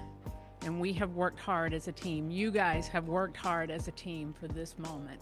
This is your moment.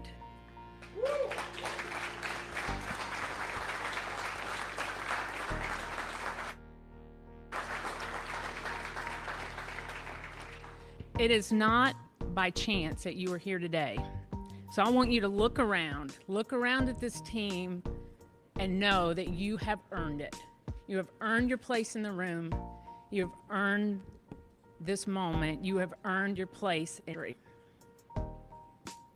You were part of a first. Doesn't come along very often. One a career maybe. But we are all part of something incredible. The first of us.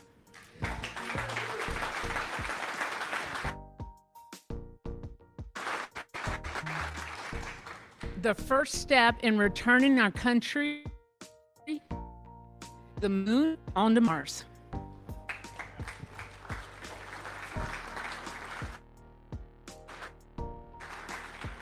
What you have done today will inspire generations to come.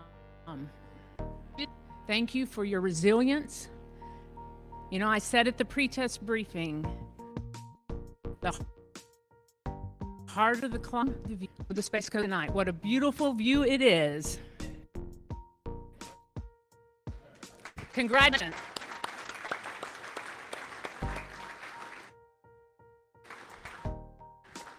To get this year in launch control, and the first one is for the first time, you get a tie cutting. And so I'll have my launch director scissors. Here. And then anyone who wants to their tie cut rounds in the frame. You got your console chiefs, if they want to do it, that's fine. If you want me to do it a little while, I'll stay all night if I have to. It'll be my pleasure to cut ties. And then I have one other presentation that I want to make this evening.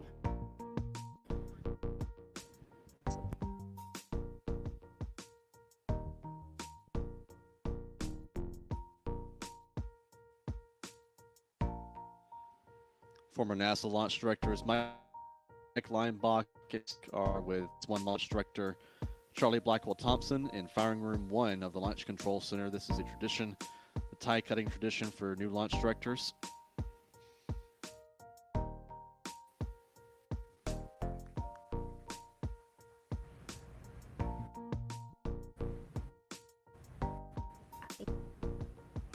This is Charlie Blackwell Thompson, Artemis 1 launch director. She just cut is tradition here at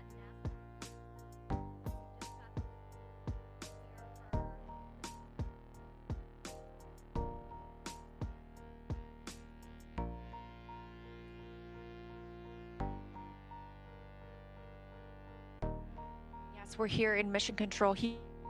Houston still monitoring Artemis mission. First flight of Orion atop the Space Launch System. So far, we saw successful liftoff at 1:47 a.m. Eastern Time, all the way through separation from the core stage. We now have Orion and the interim cryogenic, and we've just heard that we have initiated solar array deploy. So we are turning our focus was running on battery power, but stretching things wings will allow it to stop relying on those batteries and significantly extend space.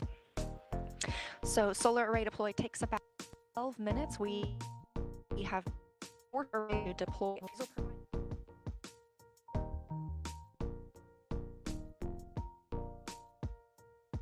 So we're waiting the next milestone after that ceremony in the Launch Control Center. Attention is turning back to Mission Control in Houston, where we're where the team is monitoring the status of the Orion spacecraft as it's coasting through space at a velocity of more than 17,000 miles per hour. Start of solar array deployment. The 4 solar arrays on the service module are derived from the solar arrays that were used on the European Space Agency's going into an X-wing configuration. This deployment takes about 12 minutes. The solar array rings span 63 feet tip to tip.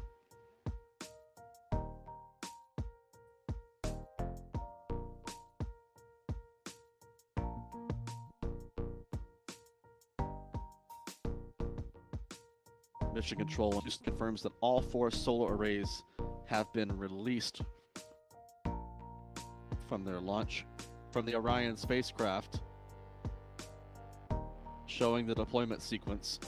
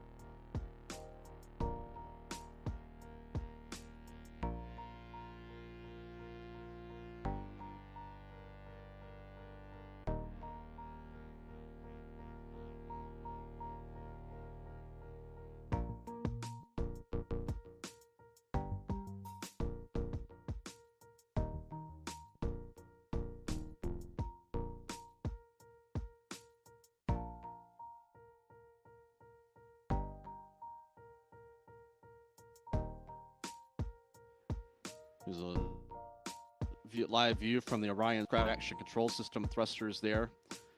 And now a view of one of the solar array wing view extended.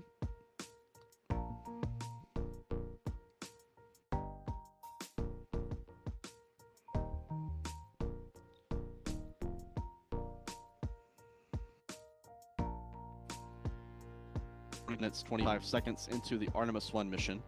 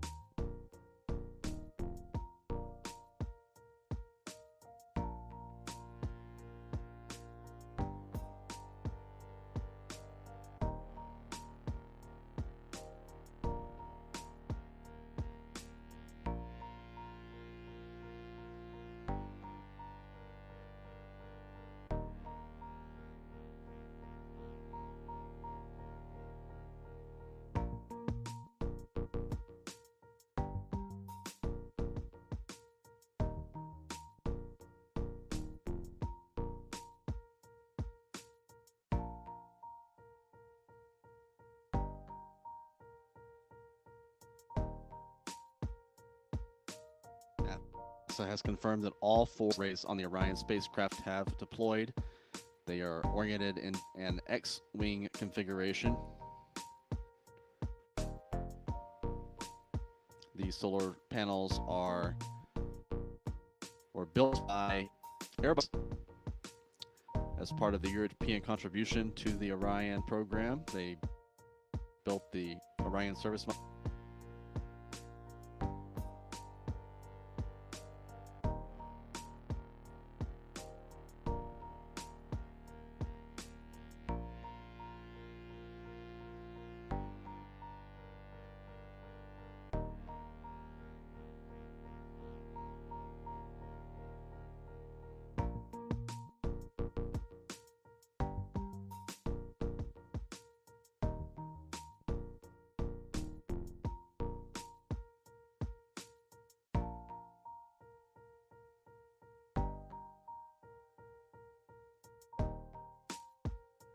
The solar array wingtip cameras, looking back at the interim cryogenic propulsion stage, or up. Let's see some of the reaction control system thrusters here.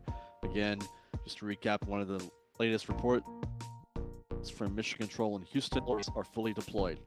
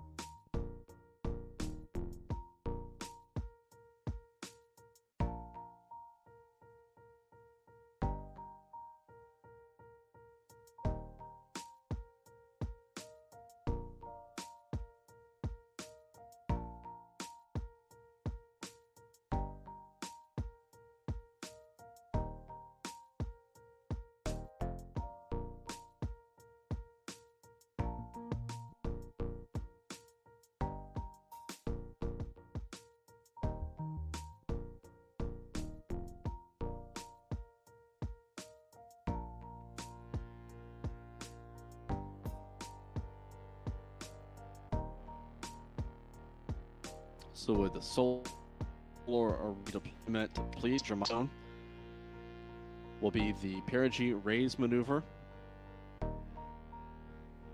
used on the upper stage. That is a planned 22-second burn that will place the Orion craft into a stable Earth orbit. Right now, the perigee, or low point of that orbit, stretches. So the goal of this next maneuver, the PRM, is to raise that perigee above the atmosphere.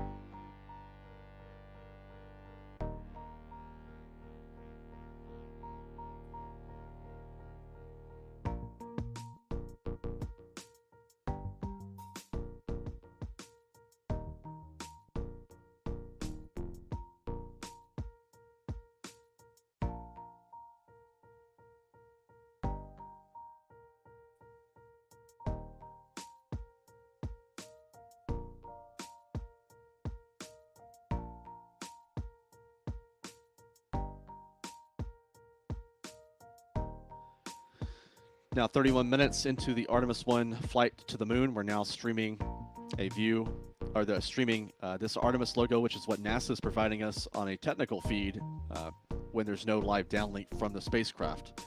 So we expect to get some periodic during the mission, during the rest of the launch sequence. Here's a live shot of the empty pad B, where the Space Launch System blasted off 31.5 minutes ago. You can see the fire suppression and water out there at the pad to ensure there's no risk of fire after the launch of this powerful new rocket.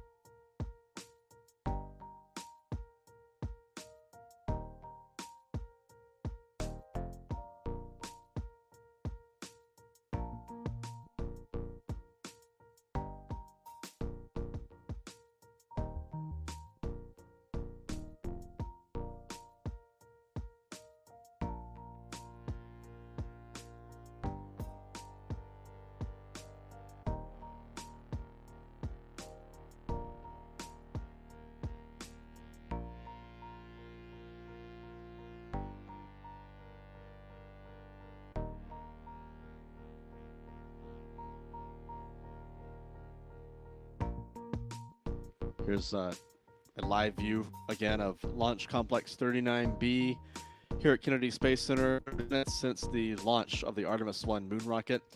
The next big milestone will be the perigee raise maneuver by the upper stage engine.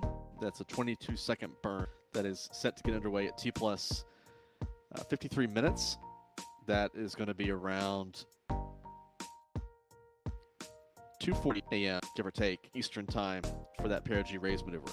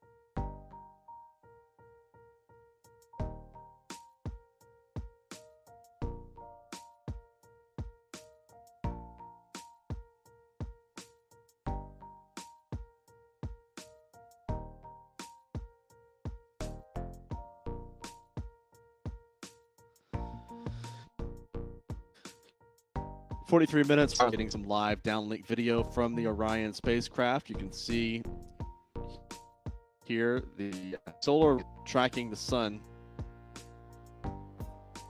Each solar array wing has actually can tilt and pitch the arrays to track the sun, and they also actually can backwards during burns of the RL-10 engine as well as the service module engine. These arrays are now getting into a configuration for this next burn of the RL-10 engine, the first burn of the arrays maneuver.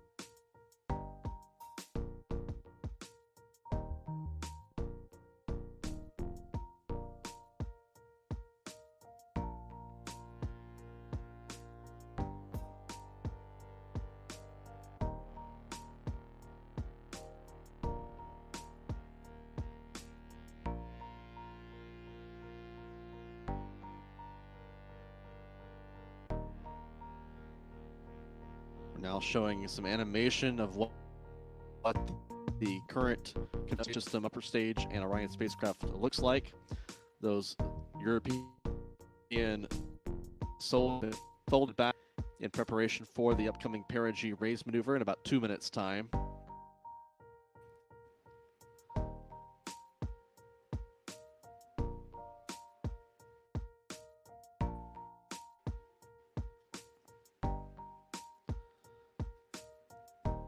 This burn will place the Orion in stable orbit. Without this burn, the Orion and upper stage would enter the Pacific Ocean before completing its first orbit of the Earth. So this perigee raise maneuver will ensure it's placed into an orbit that is stable, where it will remain in space. A TLI burn, translunar injection burn, at about 90 minutes after launch, around 3:15 Eastern Time. That will send the Orion spacecraft toward the moon.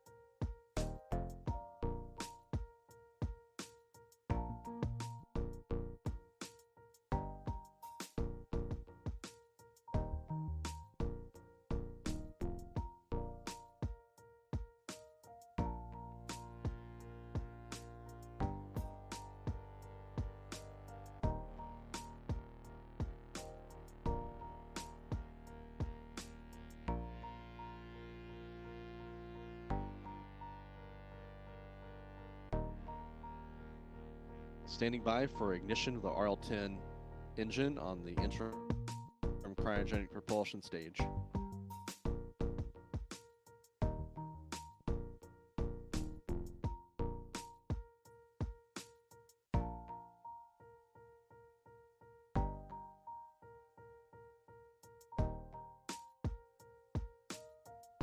Ignition confirmed on the perigee raise maneuver. This is a 22-second burn.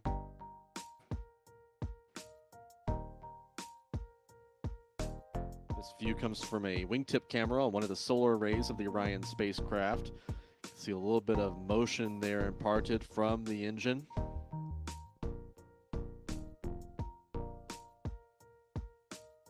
PRM cutoff. A good burn reported from Mission Control in Houston. So at this point, the Orion spacecraft should be able to low Earth orbit.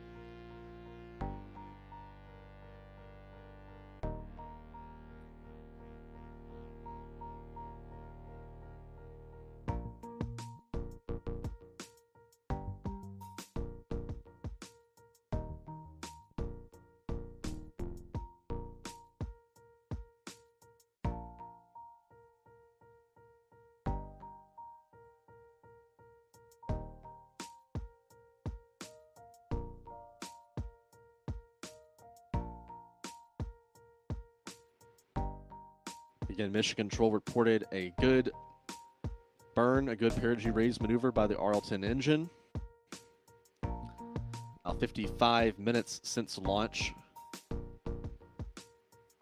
This data indicates that the spacecraft 100 miles above Earth's surface.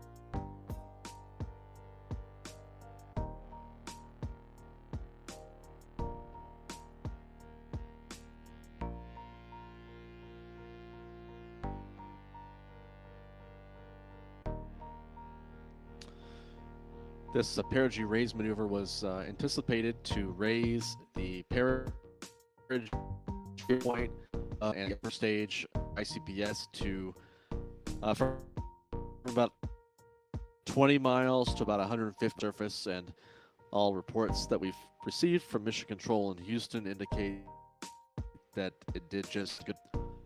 The next maneuver is scheduled at about 90 minutes after launch. About 30 minutes from now will be the translunar injection maneuver. That burn will last about 18 minutes. And the trivia, that will be the longest ever burn in space by an RL-10 engine. Those who follow the launch business will know that the RL-10 is a workhorse for upper stages. It's been used in different configurations and different versions since the 1960s. 500 RL-10 engines have flown in space on Delta, Atlas, and Titan. And among all those missions, the upcoming 18-minute burn will bring of an RL-10 engine in space. Aerojet Rocketdyne, the engine manufacturer, says they have test fired RL-10 during ground testing. Now, an hour has passed since the Artemis 1 launch.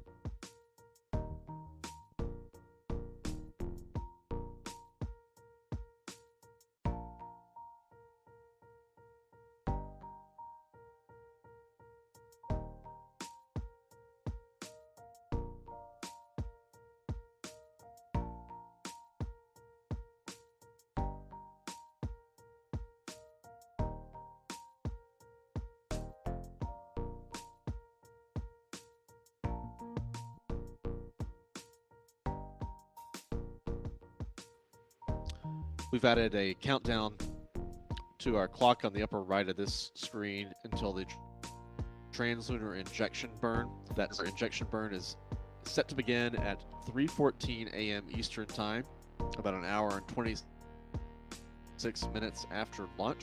The L-10 engine will fire for 18 minutes to place the Orion spacecraft on a translunar trajectory. It's a 5-day journey out to the moon. So 17 and a half minutes left until that start of the TLI burn.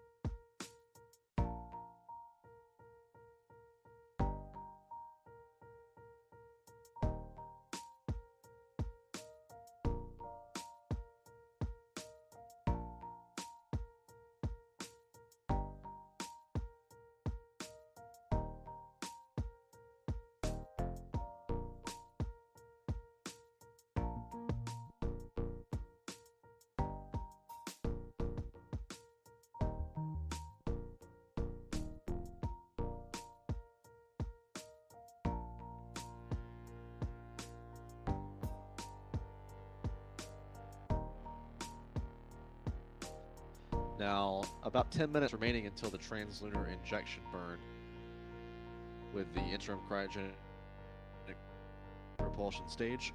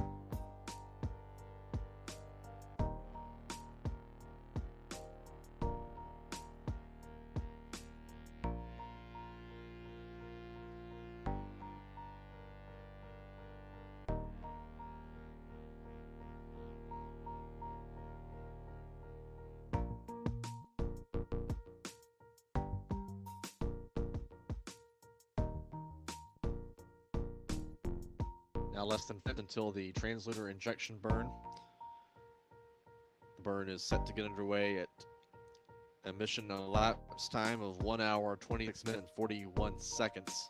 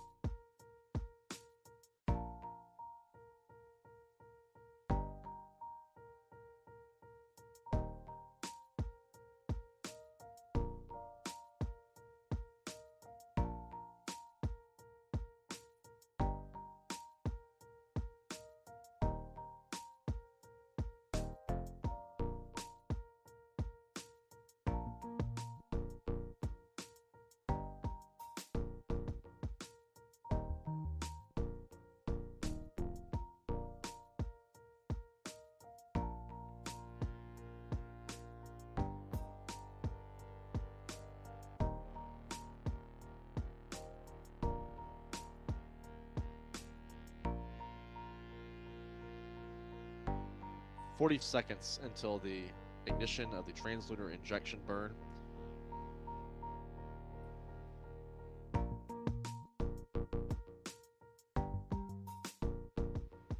"30 seconds until the TLI burn ignition. The solar arrays on the Orion service module were swept back in the proper assembly that is due to last about 18 minutes. 15 seconds until ignition.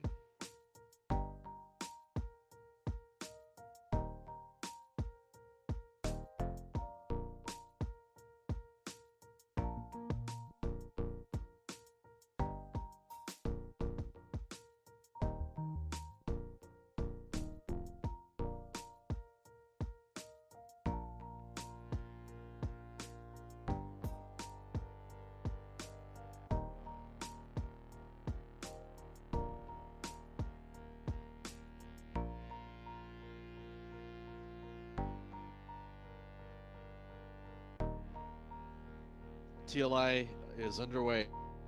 A translunar injection burn has interim cryogenic propulsion stage. This is an 18-minute burn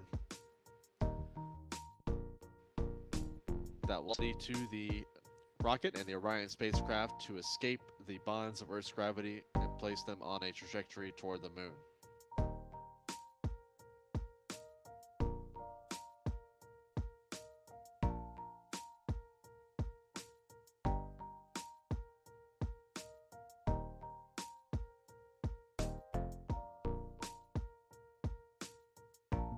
This burn is timed for when the Orion spacecraft is at the what's known as the antipode from the moon. So it's on the opposite side of the Earth from the moon's position in space.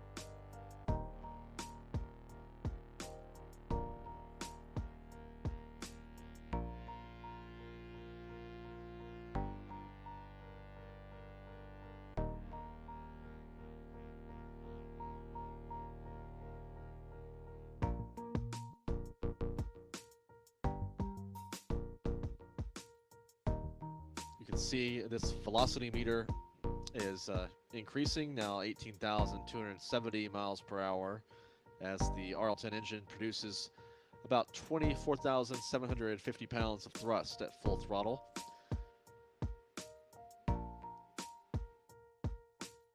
Now a little more than 3 minutes into this 18-minute burn.